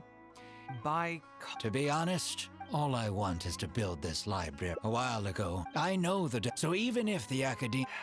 Yes. My father passed away at an early age. Even though I had a good number of friends during my years at the academia, for some time, I still sensed many critical... I'm sure a child... But let's bring this back to the building itself. Building it according to the current plan will be quite... a slightly different style. Give me a minute. Most architects would probably prioritize cutting costs and removing extra features in this situation. Indeed, converting the building into a simple bungalow would solve most of our problems. However, I do not think this would be the best solution. While it's true that the aesthetic value of a building is often viewed as an afterthought, neglecting it has some long-term negative consequences. It is especially undesirable in this situation, as the library will serve a high number of children, many of whom would have never been exposed to structures that may be considered elegant or beautiful. To completely give up on the more aesthetic design would mean stripping the children of an opportunity to appreciate the beauty of architecture. I share Badawi's sentiments in wanting to preserve a more complex design. However, if we can reduce the ornate aspects of the design while maintaining its fundamental elegance, which is to say we won't touch the arches and stone pillars but make changes elsewhere, this is definitely a first. To make up for the loss of regular details, we would need to put a lot of extra effort into the layout, lines, and color. I see. Would that really be okay? It just increases the difficulty of the design. You should feel lucky that out of all the architects in the city, you chose to approach me. Most of the others would have given up on this project by now. As for inspiration, I think I might have something in mind. But I'd need to visit the site to make sure. Where do you want this place to be built? Tell me the exact location. Aru Village. Although it wasn't my childhood home, I think it'll be the best site for such a building. Okay, then we can pay a visit to Aru Village. Is there something I can do for you? I've already caused you a lot of trouble before, and now you're revising the design again because of me. Which draft are we even on now? It's making me feel terribly guilty. Let me think. You said you used to be an Eremite mercenary, right? In that case, you could help us clear out some monsters that are blocking the way to Aru Village. We want to keep the roads clear, and reduce the loss of materials during transport to a minimum. If everything goes well, that'll help us save some Mora. All right, just leave it to me. If there's anything I'm good at, it's clearing out monsters. What are you waiting for then? Let's pack up and get ready to go.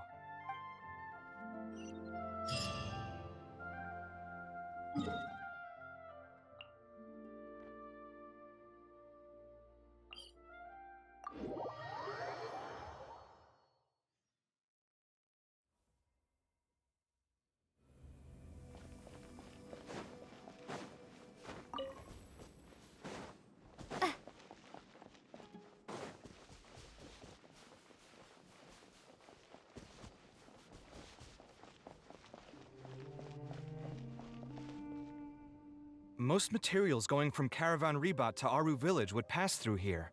There are a lot of monsters out here today. If you find it hard to keep up, just let us know. Oh, don't worry about me. This is nothing. I'll be careful, though, and you should do the same.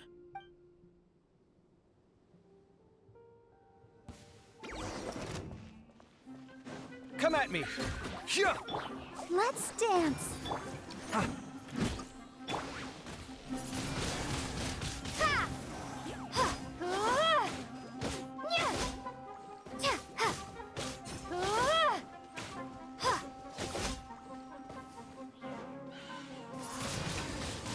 Ha! Scanning!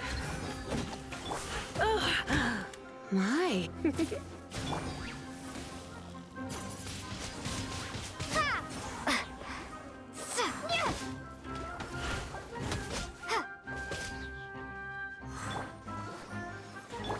Try not to enjoy this too much. You, he.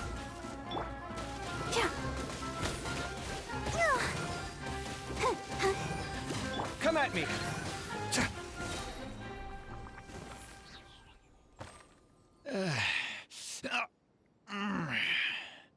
I'm fine. I've spent my entire life fighting these kinds of monsters in the desert, after all. They won't get the best of me. But it's one thing to fight against monsters, and another to fight against an old injury. It's something I picked up when I was young.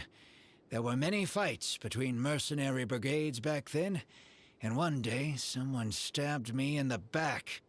I didn't think much of it back then, but with age, it's caught up to me. Few mercenaries get to enjoy their later years. Failing health tends to take the joy out of reputation and wealth, and many mercenaries never even made much of the latter to begin with. Is there someone you know who can help to look after you? Unfortunately, no. My wife passed away at an early age, and I don't have any children. Sometimes I'd close my eyes and realize most of my life story has already been written. I have many regrets about my past, but at the same time I also know that there were never many options for me in the first place. I joined the Eremites when I was young, and won many battles with them. My survival was more a matter of luck than actual ability. If at all possible, I want future children of the desert to have some more options in life. I don't want them to turn out like me. My apologies. The older we get, the more we tend to ramble. Seems like we've already cleared out most of the monsters. Let's hurry over to Aru Village.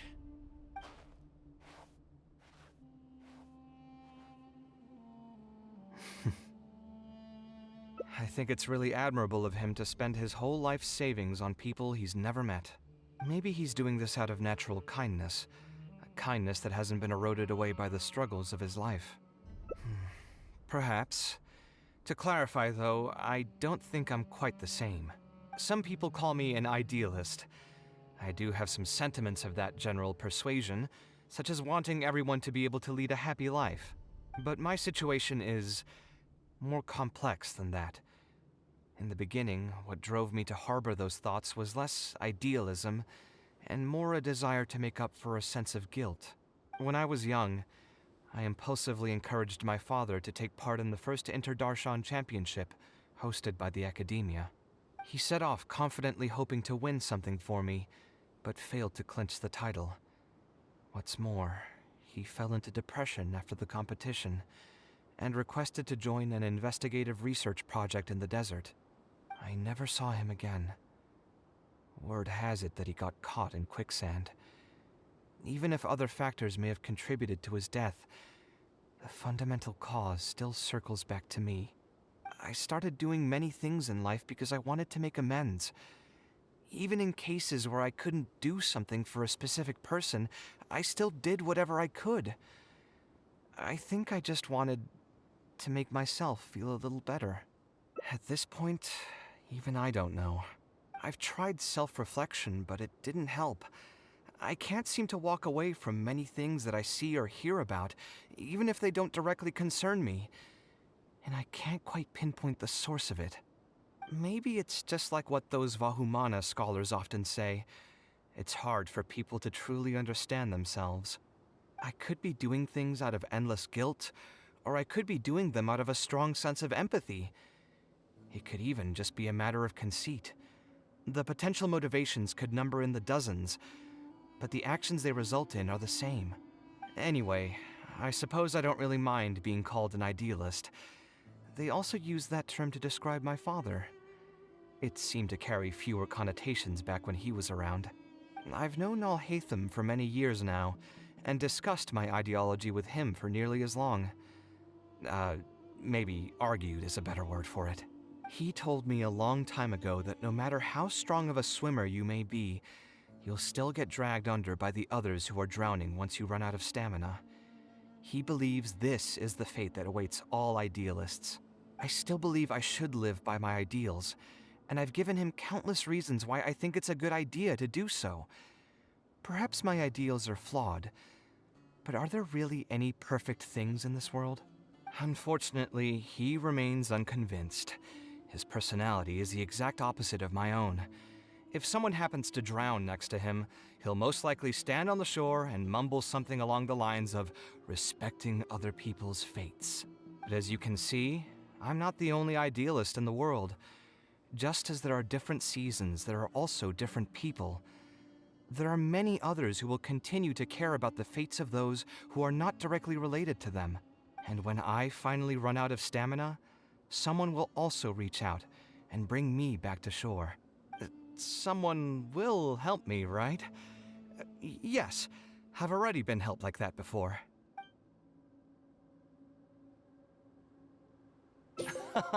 But you've helped me plenty already. If you didn't reach out to me, I would probably be passed out on the tavern table right now instead of talking with Badawi. Either way, I'm feeling much better than when you first found me at the tavern. I can feel inspiration already welling up inside of me. Maybe this will be just the opportunity I needed to create a whole new style. All right, let's head to Aru Village.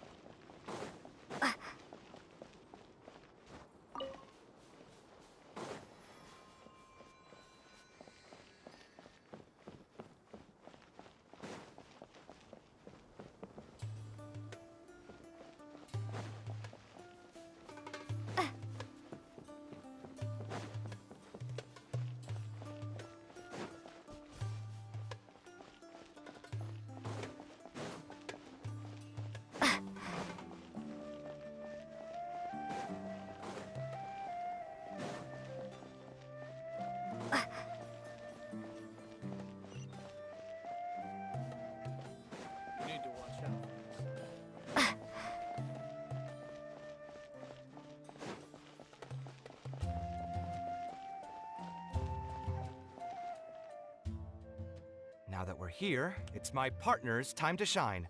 Marak!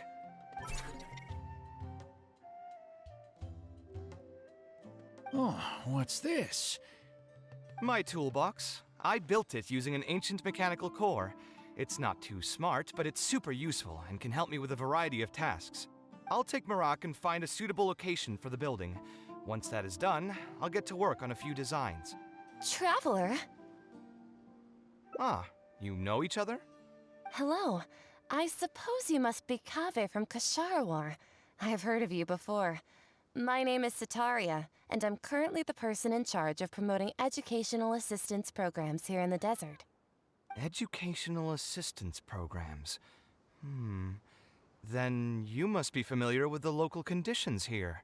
I can't say I'm too familiar just yet, but if you have any questions, I'll try my best to answer them. I've been commissioned by Mr. Badawi to build a library in the desert. We've settled on the general design direction, but we are trying to finalize some details based on the conditions around the intended location. A library? Do you intend to open it to the public for free? That's right. I want to make sure the children will have books to read. That's fantastic! I'm sure the children will be thrilled. Right now, we don't have access to many paper books or a quiet place to read. Truth be told, this very thing has been keeping me up at night. Let me get straight to my questions, then. Can you estimate the number of children around here who'd be interested in reading? Besides the usual noise of village pedestrians, are there any other sources of noise in the village? Oh, and have any landslides occurred here recently? And also, where are the spots around the village that have been most affected by wind and erosion?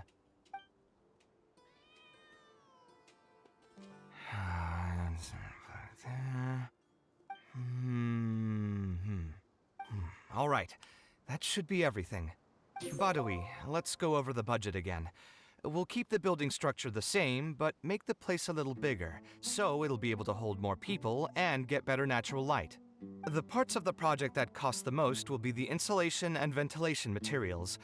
I'm sure you understand, no one likes to read in a place that's hot and stuffy. I want to make significant changes to the arrangement of the bookshelves, tables, and chairs. I'll go over the specifics of that shortly. I have 2 plans in mind. Both are pretty minimalist in style, but will provide a very different ambiance from the world outside. Our final cost should be around 70% of the last figure I quoted. The whole thing should take around half a year to complete. Marak has produced a sketch for all of you to see. If everyone's okay with it, then we'll proceed with that as the formal plan. The inspiration just came to me naturally. All I did was put thoughts to paper. I must give you credit, though. If it weren't for your advice and suggestions, I probably wouldn't have landed on this new style so quickly. According to the traditions of my profession, I should probably name this style after you. Let's call it the Traveler style. In the meantime, let's look forward to the day when this building is completed and can finally open its doors.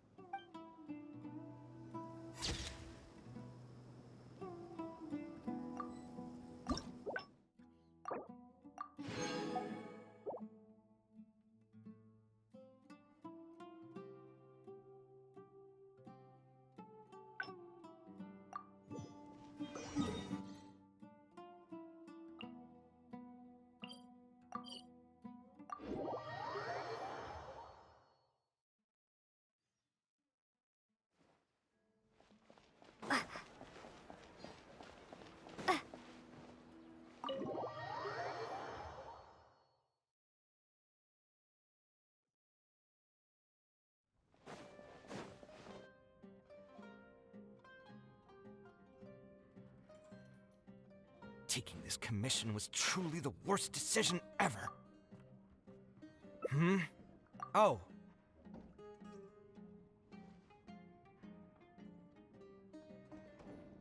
No worries. It was just an offhand question. It's been bothering me for a while. Even when I'm awake, the question haunts me like a bad dream. I still haven't found a good answer to it. Or maybe there was never a correct answer in the first place.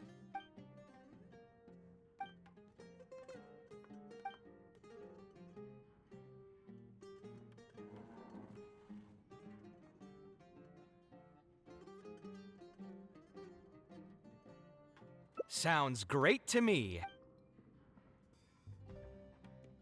Huh? Where did that come from? I mean, it's not like it's some kind of secret. You probably already know some bits and pieces of my past. My mother is also an architect. I've always adored her drawings, and when I was young, I used to sit next to her and watch her bring all kinds of buildings to life on paper. You could say my interest in architecture just naturally grew with time. Perhaps. In fact, I have also seen my mother argue with her clients, but she would always quickly find the motivation to return to her work. Unfortunately, I've barely had any contact with her since she remarried and moved abroad.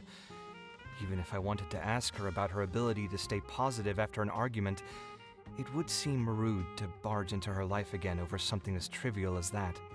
I did remember something else, though. When my mother left, she only carried some small personal luggage with her. She left most of the belongings in the house to me. At the time, she even told me that it would be great if I could learn a few lessons from her life experiences, so my life and career could go a little more smoothly. I hadn't quite come to grips with my emotions, and didn't really have it in me to go through any sentimental items, so I just packed anything with memories away in a box and haven't reopened it since. It's been a really long time. Now that so many years have passed, maybe I have finally developed the maturity I need to face those memories without losing my mind. Yeah, I should dig it out and take a look. Sorry, I've had too much to drink and wasn't thinking clearly. You're right. I should do these kinds of things with the support of a friend. Speaking of that, I can call you a friend now, right? Either way, thanks for reminding me that I can invite you to come along. Had I just gone back by myself, it would have looked like I'm deliberately trying to keep things from you. Ugh, thinking too hard about the words is giving me a headache, so I'll just give it to you straight. Thanks to your advice, I have decided to put my current projects on pause for now, and spend some time trying to rekindle the passion for my craft. If you want to stick around and see how this will turn out, you'll be sure to encounter some bits and pieces of my past. Do you think you'd find that too boring? All right, then let's head back together. I mean, you already know where I live. Who knew that the day would come when I too would have some friends over? Let me see. I should have tidied up the place before I left the house this morning. Alhaitham shouldn't be home now either. He's usually in the records room at this time of the day. Anyway, there's no more time for drinks. I'll go take care of the bill.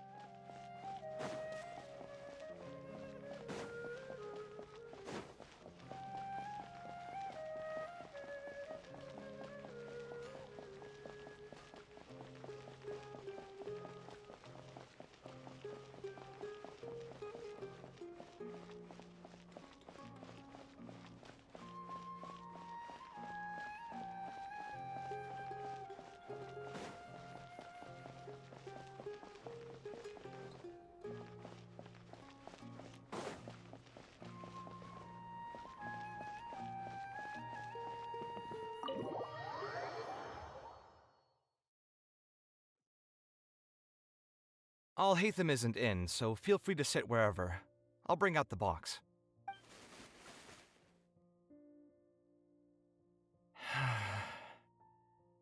Oh, nothing. I just didn't realize how much time had passed.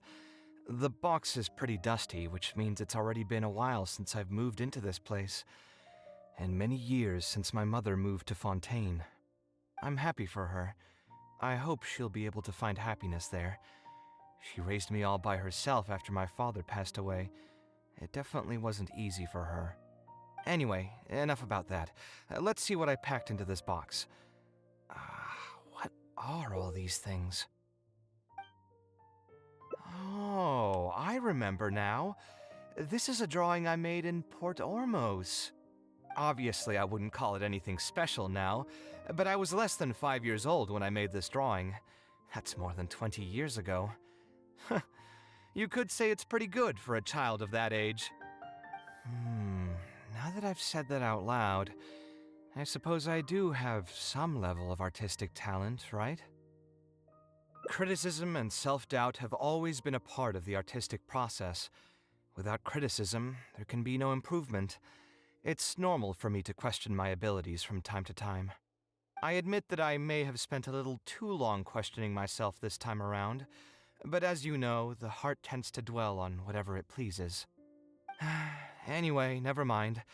The more I talk about it, the less confident I feel. Let's see what else we have in the box. Ah, my building blocks! It's been years since I've last seen these. When I was a kid, I used to stack them super high, and could even stabilize the tower to keep it from tumbling over. Oh, and this blueprint.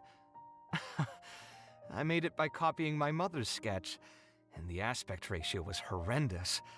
It's still technically the first blueprint I made myself, though. I was super proud of myself when I finished it, and put it in the same pile as my mother's sketches, hoping she'd notice and compliment me for my good work. Unfortunately, my mother didn't realize that I had put it there. When she had a meeting with a client the next day, she handed my blueprint to him by mistake. The client was completely confused by this new blueprint, but apparently he felt too tongue-tied to question such a famous architect. It was only a few days later that he finally gathered up the courage to pay my mother a visit. He asked, "The door in this blueprint is even taller than the roof. Is this supposed to be part of the design?" My mother took me with her to personally apologize to the client several times. She didn't scold me about it in private, though. Instead, she went over all the steps required to draw a good blueprint, and was very patient throughout the whole process. I still remember it like it was yesterday. Let's see, is there anything else left in this box? Huh. What was this again? Ah, this is my mother's notebook. She used to write and sketch in it all the time. When I was a child, I used to be super fascinated by this notebook, and always pestered my mother to let me read it. After asking her a few times, she told me that I could read it as long as I could guess the password. Huh. Wonder why she didn't take this notebook with her. Did she leave it to me on purpose? If only I could. I never managed to guess the password. Hey, it's not a matter of time, it's a matter of inspiration. That's what we need to guess the password. Who knows? Maybe this time something will click in my head, and the answer will just present itself. Let me think. What could it be? I could tell what you were thinking. Don't worry, I tried all the easy guesses a long time ago. I've tried my name, my father's name, my mother's name, my grandparents' names on both sides, and all of our birthdays. I've tried every name and number remotely related to my family. I've even tried stuff like Love You Kaveh, Take Care, and Yours Truly. I've tried every cheesy phrase and well-wish in the book, but this lock has refused to budge. I wouldn't try that route again. I have a hunch that it won't be that simple. Also, if she really did use something like that, she'd never hear the end of it from the folks over at Haravatat if they ever found out.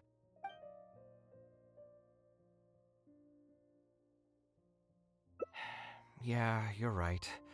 Although I was hoping to find some words of wisdom from my mother, if I stop and think about it, her words may not be the advice that I need to hear right at this moment.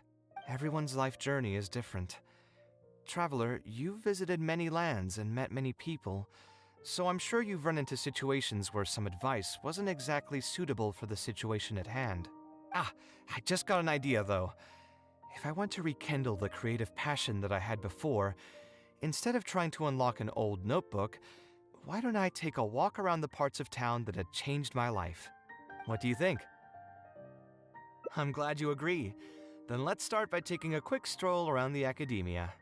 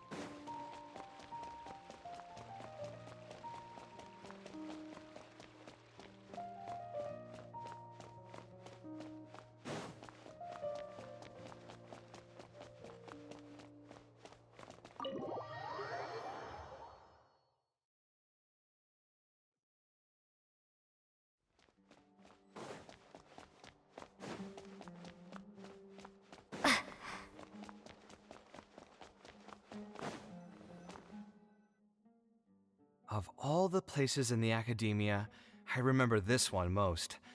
When my studies got busy, I used to pull all-nighters here trying to finish my blueprints. Who doesn't miss their time at the academia? Life was a lot simpler then, and we all had far less troubles. I created many designs that I thought were beautiful in the House of Dana. I drew whatever came to mind, since I didn't have to care about budget constraints or turning them into reality.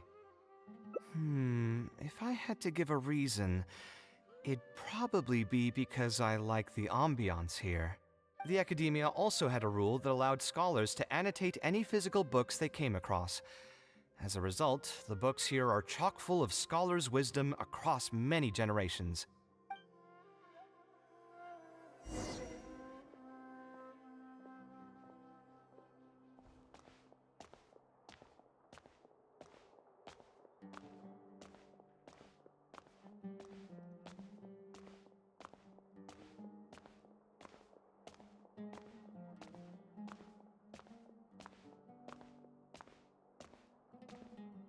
Oh, here, this is a great example.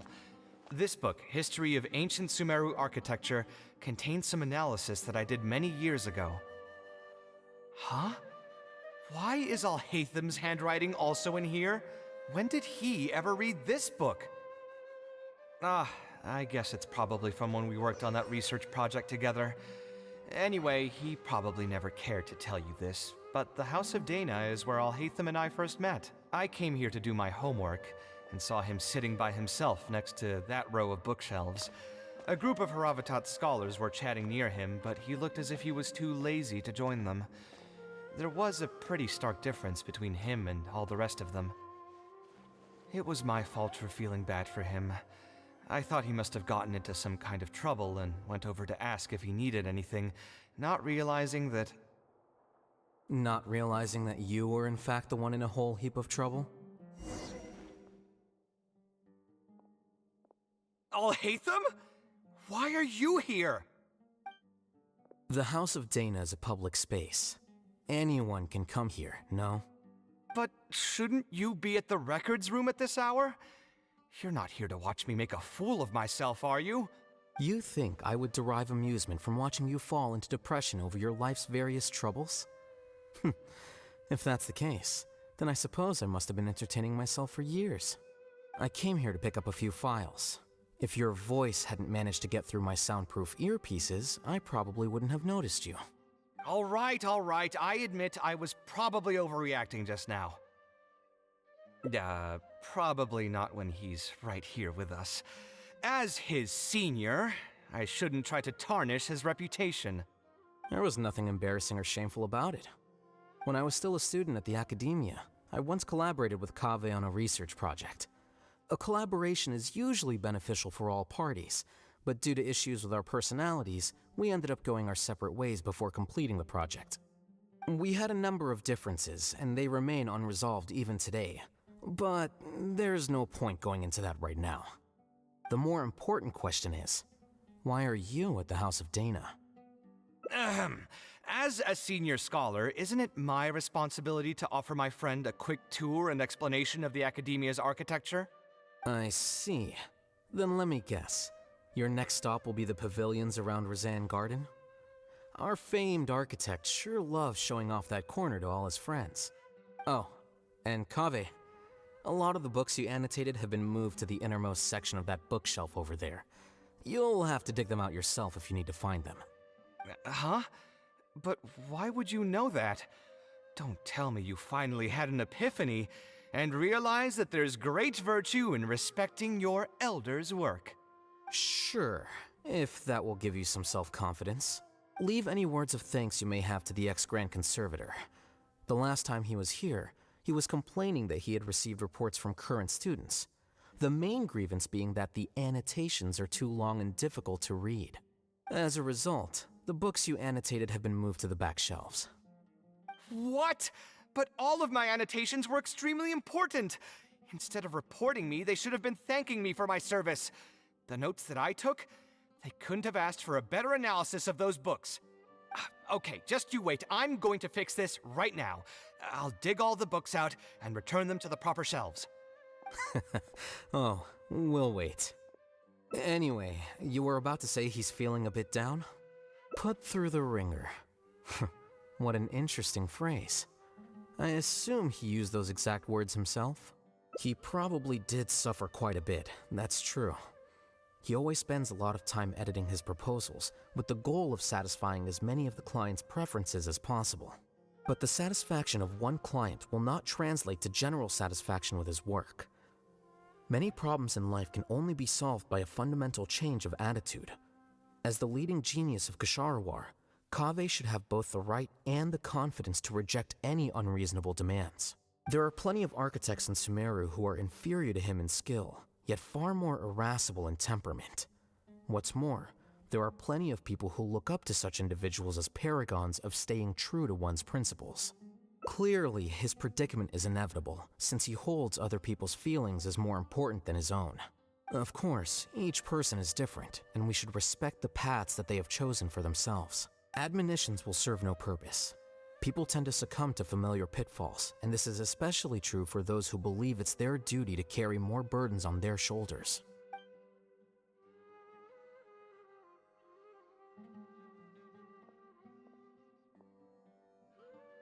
Looks like you were having an enjoyable chat while I was gone. Were you talking about me by any chance? What do you think? What else is there to talk about? Surely no one would be interested in talking about the files that you were browsing through earlier. Anyway, you should take a look at this. Look at this comment on page 82. Dear Kaveh, thank you so much for annotating this book in such detail. It was a great help to me. See that? Now that's how a student should treat their seniors. And it looks like you're already in a much better mood now. It really doesn't take much to make you happy, huh? Me happy? I'm mocking that retired blockhead for being so full of himself. He understands nothing about the true beauty of architecture. When I can find some time, I'll have a serious talk with him about making sure these books are put where they belong. Why don't you just move all the books yourself? It's not like he hasn't cursed you out before. What was that nickname he gave you while you were in the academia? The Urchin of Ksharawar? Kaveh had a habit of scribbling and writing in all kinds of books. Hey! You didn't need to bring that up. At least not when I'm still standing here. Oh, actually, I also found a really old sketch in one of the books over there. See? Doesn't it remind you of something? Huh? Don't tell me even you don't get it. Don't ask me. This is the time you specifically put aside to brag about yourself. Feel free to hoard all the spotlight you want. You... In that case, allow me to explain.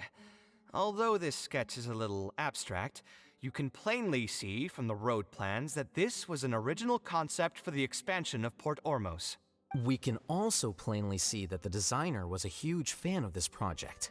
It's the project he loves to talk about the most, second to the Palace of Alcazarzaray. If I don't keep bringing up the neat projects that I've done, how would anyone know that I was the one who did them in the first place? There shouldn't be any complaints about Port Ormos. If I remember correctly, the construction process was very smooth, everything was made ready ahead of time, and there were very few safety concerns. There are indeed no records of any complaints about this project. A most impressive achievement.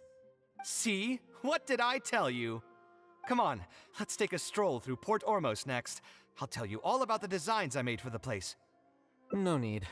It's almost time to clock out for the day, and I don't intend on bringing any unfinished work home. Suit yourself. It's not like you know how to appreciate artistry anyway. Let's go, traveler. I'll take you to Port Ormos.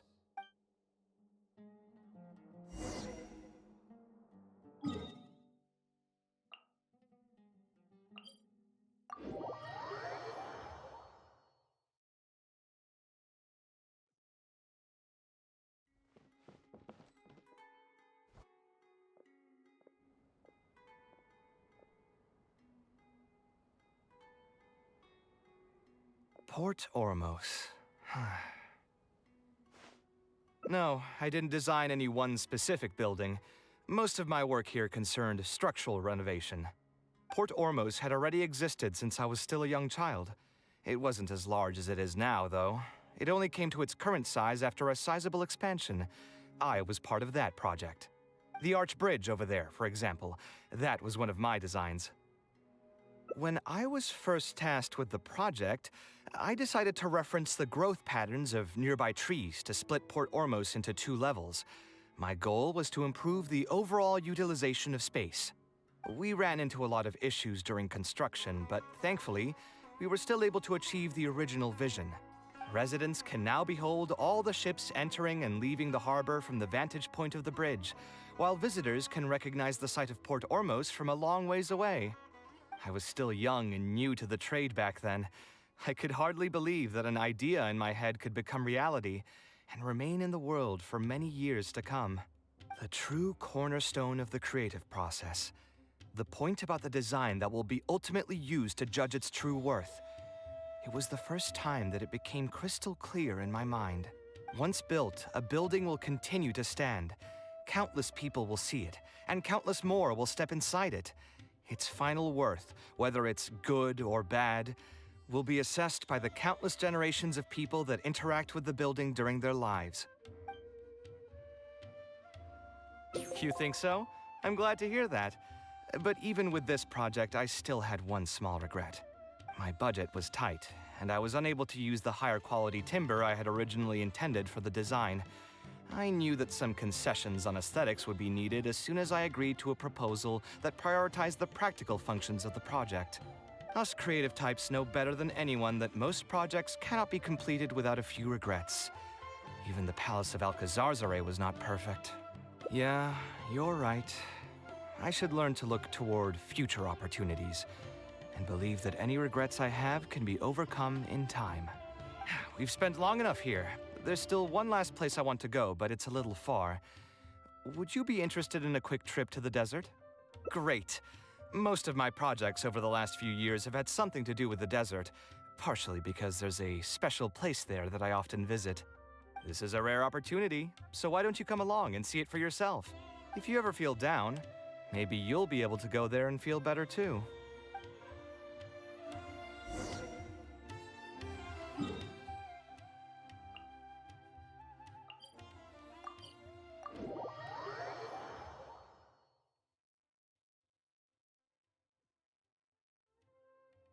Who would have thought that so many primal constructs could have congregated here while I was gone? We won't be able to sit and talk peacefully with these guys around. Let's clear the area. Let the show begin. Scanning! You're in for a little shock. Boba, get them! Come a little closer. Come at me! You're in for a little shock. Ha! Prepare to be blown away! Nice and spicy! Hey-ya!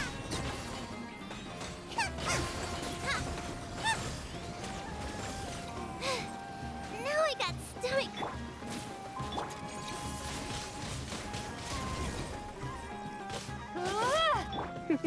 You're in for a little shock.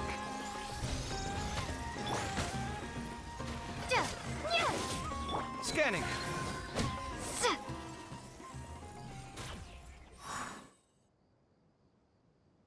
Isn't this place great? I often come here to clear my mind when I'm dealing with a difficult situation. You know what I mean. Everyone finds themselves in frustrating situations once in a while. Just take me as an example. My family life got shaken up quite a bit when I was young.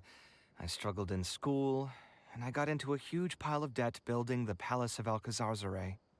Although Alhaitham thinks that it's because of my personality that I continue to live in the shadow of the past, I think it's also just a part of life. Plus, if I look back, I've honestly had my fair share of good luck as well. You could probably say I've followed in the path of my mother. Like her, I've gained a name for myself as an architect, built something that's seen as my magnum opus, and found many projects that others have entrusted to me to finish. Life is too boring when you live with no enthusiasm and passion. Only those who believe in the inherent meaning of it can capture the small nuances of everyday life and turn them into inspiration for beautiful designs. Of course, I will concede that loving something also means taking it to heart. So to an extent, caring is also a source of pain. If I didn't love my work, I wouldn't be so torn up about it all the time. But still, isn't this place beautiful? Despite the erosion from the winds and changing seasons, you can still perceive its past beauty and glory. With different landforms come different architectural styles. The desert's history has left it with few records regarding its buildings, so I often visit the desert to investigate things in person. The sight here has moved me ever since the first time I laid my eyes on it. I told myself that one day, I would also be able to create buildings that move others. My pain will one day fade into nothing just as I reach the end of my life. But buildings are different. They are far more valuable than most materialistic things, and far more durable than human flesh. As long as there remain souls in the world who can decipher the meaning behind them, they will also have acknowledged me across the vast stream of time. If you were to ask me what art is, that would be my answer. You think so? But I feel I've always been like this. Remember that question I brought up before? The one about whether I should see art as a divine gift of inspiration from the gods, or as a product of my own existential struggle. I still haven't found an answer to that yet. But if art wasn't inherently paradoxical and enigmatic, then people probably wouldn't be drawn to it. Those who pursue art will be unable to avoid the pain that it naturally brings. Will often be floating on cloud 9 one second, and sinking in a mire the next. I'll try gathering my thoughts again once I've found a way to define art in the first place. In any case, thank you so much for listening to everything I had to say.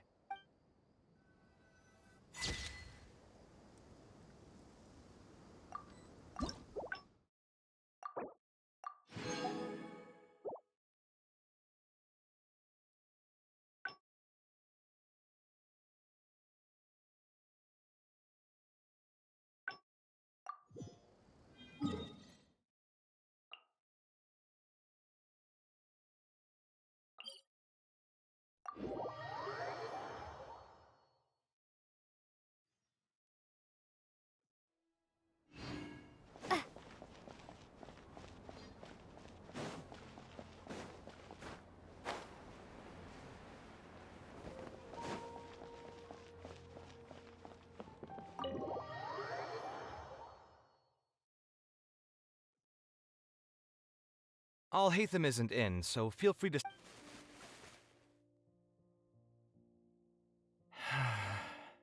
Oh, nothing. I just didn't realize how much time had passed. I'm happy for her. Anyway, enough about that. Let's see what I packed into this box. What are all these things? Oh, obviously now that I've said that out loud, I suppose I do have criticism and self-doubt have... I admit that I may... my building... Oh, and then I was super proud of myself. Unfortunately, my mother didn't realize... It was only a few days later that he finally... My mother took me... She didn't scold me. Let's see, is there anything else left in this box? This is my... When I was a child, Wonder why she didn't take this notebook with... If only I could. Hey, it's not a who knows? Maybe this time something will click. I could tell what you were thinking. I've tried my name. I've even tried stuff. I wouldn't try that. So we could find someone who was close to my mother and see if they might know anything? I see what you're saying, but who should we talk to for that? My mother was never really the one to be social. My father was the one with more friends. But all those connections were severed when he died. Let me think. Is there still someone at the academia who would know my mother? Actually, there is someone. Professor Zaha Hadi. You've never really heard of her?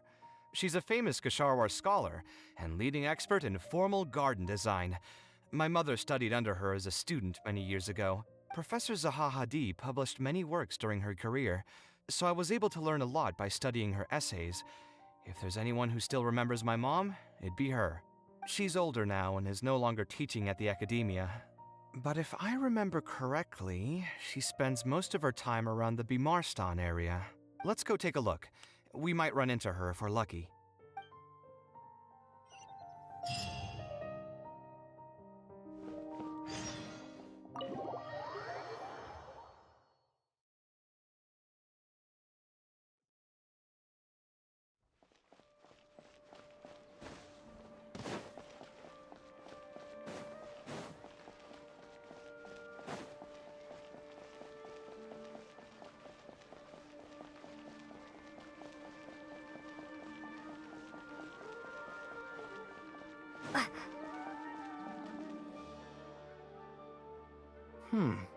What am I supposed to do now?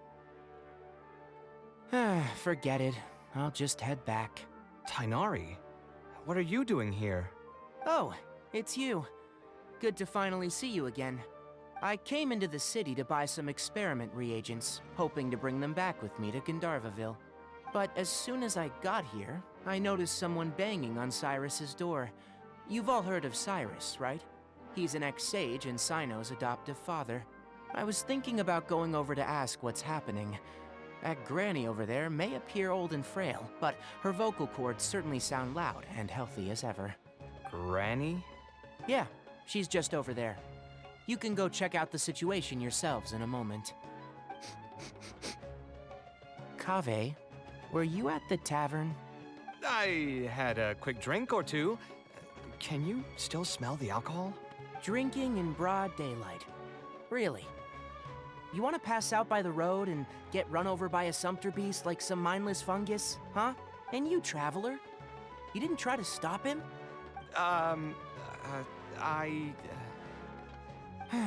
You look like a wreck, Kaveh. What happened? Are you feeling down again? You know what? I'm hosting a meal at Pardistii tomorrow evening. Do you want to come? Huh? Oh, I had no idea. Let me think for a moment. I'll come if I can find some time. All right. Then I'll plan on reserving 2 seats for you. I'll be heading back to Gandharvaville for now. I have a feeling that argument over there is going to continue for quite some time. It might be best if we don't get involved. A granny who lives nearby. Let's go take a look.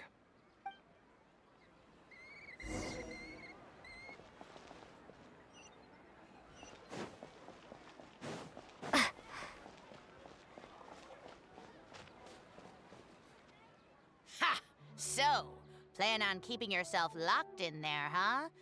Fine by me. If you're not going to come out, then I'm not going to leave. My tomato was growing so well, it had all the potential to become the best tomato this year, and you cut it straight from the vine. I already told you I had nothing to do with it. Why would I take a tomato that's still weeks from ripening? You'd have to be awfully green as an investigator to think it was me. You see, the word green here could refer to both the color of the tomato and the fact that your skills could use some.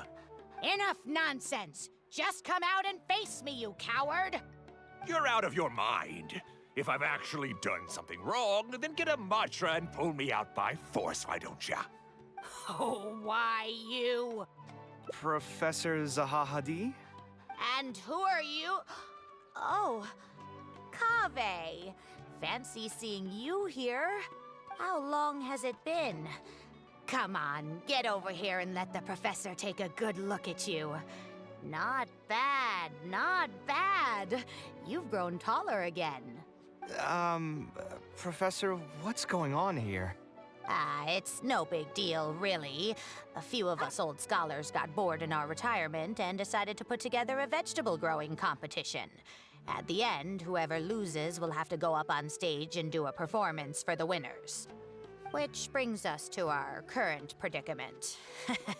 My tomato was sure to win until a certain someone decided they couldn't bear to lose. Hey, don't try to defame me in front of the kids. If we're airing out each other's dirty laundry now, then why don't we talk about you sneaking into Janat's garden the other night? Ahem! Lucky for you, seeing these youngsters come to pay their respects today has put me in a better mood. I'll let you off the hook. For now. Come on, let's go. We'll take our conversation elsewhere. He doesn't need to be a part of it. Yes, of course.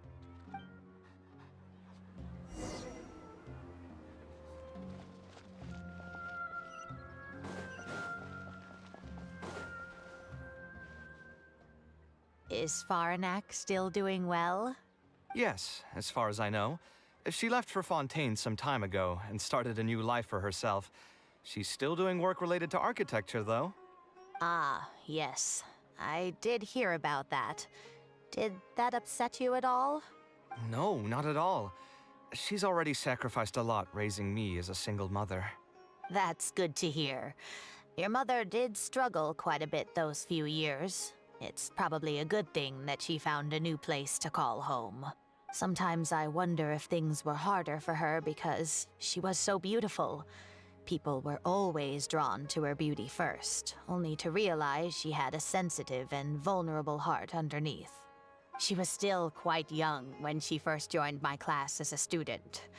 Beautiful and radiant with her golden hair, yet quiet and single-minded. She seemed like a lass from some aristocratic house who was seeing the outside world for the first time. She had to make a lot of drastic changes in her life to raise you on her own. Even during her time in the academia, she was a thorough perfectionist. If she was unsatisfied with something she had made, she'd insist on redoing it, even if I was perfectly happy with it. She had many admirers, and they'd always fill up the first few rows of seats, hoping they could get closer to her sitting in the first row. If it were any of my other classes, you'd have found nobody sitting in the front. But every time I saw her, she was always in that same rigid pose. She'd have one hand on her forehead with the other clutching her pencil. Her eyebrows would be knitted in a frown as she concentrated on the blueprint in front of her. I'm sure she had many difficult moments in her life. How did she cope with the stress? I'm not too sure. She never talked about such things with me. She rarely opened up to other people, you know. I do remember one time, though, when she got into a heated argument with a friend. She said something I found very memorable. She said, "True art cannot be understood, but as an artist, I wish some people could understand its meaning and value." If you ask me, that's probably the greatest source of pain for geniuses of their craft. It's extremely hard for them to find someone who can truly understand their ideas. So that's how it is. I wonder if the password could be... I tried both just now. Seems those aren't it either. What are you trying to do? My mother left her notebook to me, but it has a password and I haven't figured out what it is yet. I'm trying to learn more about her so I'd have a better chance at cracking the code. Thank you for all that you told us. It's the least I can do. Talking to youngsters like yourself makes me feel younger too. Honestly, looking at you now, I can see how much you resemble her. It's almost as if she's standing right in front of me again. Your personalities are quite alike, too. You're both stubborn and both a little awkward. Of course, I'm sure the similarities are mostly superficial. But so long as you continue to harbor those traits, you'll find a lot of difficulties in your work. I've taught a lot of students over my career, and in my experience, very few genius architects of Ksharawar ever found happiness for themselves. They would know exactly what they want to express and fight for it tooth and nail, which inevitably led to arguments with their clients. Some clients would choose to respect the architect's vision or just let the argument go because of the architect's reputation, but those are the rare ones. When Faranak first graduated, she was getting into arguments with her clients nearly every single day. I think it only got a little better when she met your father. I see. But wasn't my father from Rotawahist? Could he understand the designs my mother made? No, I think they were probably beyond him, too. But despite that, he still stayed next to her, listening to her joys and sharing in her sorrows. Faranek had many admirers, but she ended up choosing your father. His support probably played a part in that decision. So instead of understanding, perhaps all we need is just companionship. Huh. It worked! Oh, was that the right password? Yes! Then you should be on your way, child.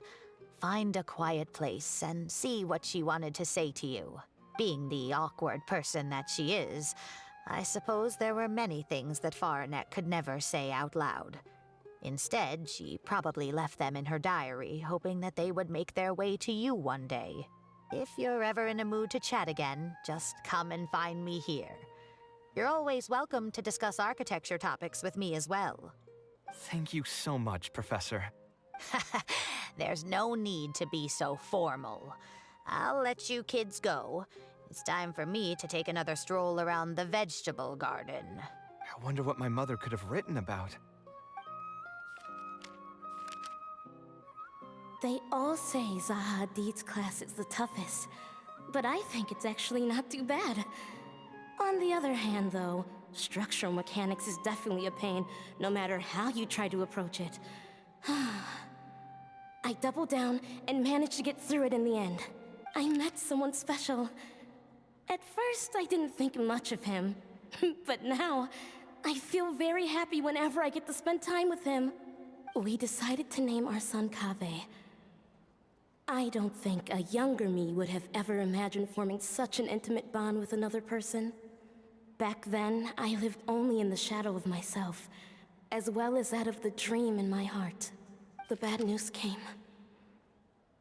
And even though it's been several days now, I still can't bring myself to come to terms with what happened. My eyes are so swollen it's hard to see. What if they're all lying to me? And this is just a long, cruel dream. But I have to face reality. I still have someone to take care of. No matter what happens, I'll do my best to raise my son on my own. Huh? Is this a drawing? Seems like it was done by my mother. This blonde man was probably my father, but who are the other people in the picture? Huh? Why do a few of them look somewhat familiar? From the dates in the notebook, she probably drew this more than 30 years ago. I hadn't even been born yet. Maybe we were thinking too much. Oh, there are a few lines written in the diary about this as well. The one who invited us to the gathering is a talkative woman. Including us, 3 couples showed up. There was also a person who came alone. The talkative woman introduced everyone to each other. She spoke really quickly, so I couldn't quite catch everything she said, but I also didn't feel like asking her to repeat herself. My husband seems to be friends with the man with long ears. I couldn't really join their conversation, so I've resigned myself to sitting in a corner and drawing in my notebook. I don't think I'd be able to become friends with any of these people, especially that stiff-looking couple. That man is certainly very handsome, but he would constantly alternate between disjointed and serious ways of talking. His wife is a bit more bearable. We were not acquainted with each other to begin with, and I doubt we'll see each other again after this gathering. The ambiance of this gathering is surprisingly pleasant, however. Talking to people can allow us to find some peace after a long day. Maybe my son will also partake in these gatherings in the future. I hope he'll be able to make many friends. Who would have thought my mother used to attend that kind of thing? It seemed she was only good at talking about her own work, and found it difficult to join into other conversations. As a result, she often kept to herself and would be off to the side, drawing. There's more written on the back. Oh, it seems like it was written to me. Kaveh. I was both overjoyed and distressed. when I learned of your decision to continue your studies in Kasharawar. You are very talented, and I am confident that you will become an architect of much acclaim. However, the more talented you are as an artist, the more misery and anguish you may encounter. No one will be able to help you during your journey as an artist. But outside of your life as a creator, you can learn to form connections with other people and enjoy many other things in life. It's the only way to alleviate your suffering. Whenever you feel down, seek out a friend to sit and have a chat. You can accumulate joy and fulfillment by spending time with them. The positive feelings you gain will get you through the long and difficult years. Never forget that companionship is the most important thing of all. So that's the answer she prepared for me. She really thought long and hard about me and my future. Well, now that I've read her words, do you think I should accept Tainari's invite and attend that dinner at Pardis Di? The thought definitely crossed my mind. Although it'd be nice to get together with friends and chat the night away, I don't want to bring down other people's moods because I'm sad. Besides, don't most people hate the feeling of seeing their friends troubled and being unable to help? And what's worse, nearly all of my problems can't be easily resolved with some encouraging words or gesture. And don't forget, I'm also older than all of them.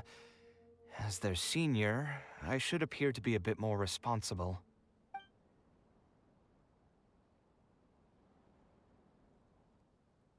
You're not wrong, but I keep feeling like I haven't really helped them much in return.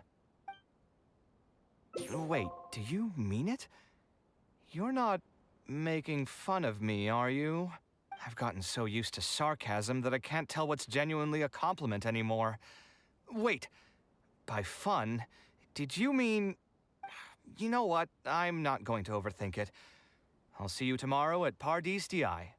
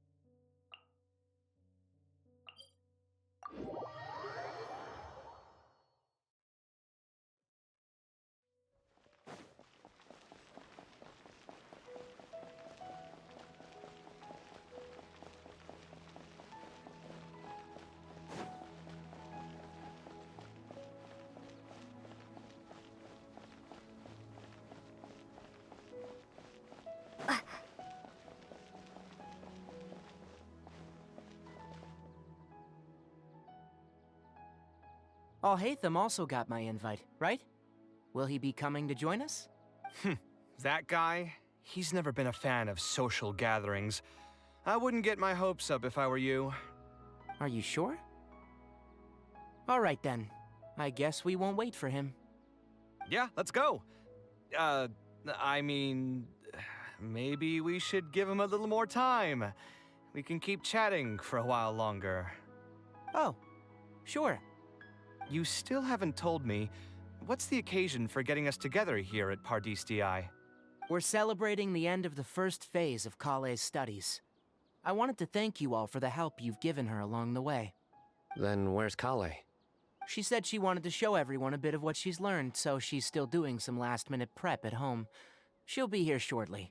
Anyway, let's get started. To tell you the truth, I'm actually not so confident that the second phase will go as well as the first.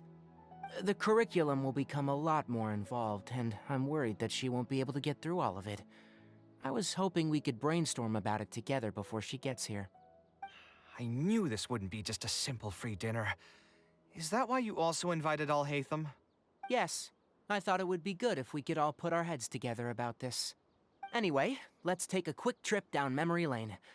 What did you guys do when you ran into a problem that you didn't know how to solve? Or got assigned a project that you knew you weren't gonna finish on time? Never happened to me. I'd just pull another all-nighter. You two are hopeless. Does anyone have a more useful answer to the question? Ooh, that's a good point. Confidence is the most important thing. Once you lose your sense of confidence, it'll become all but impossible to find the motivation to study.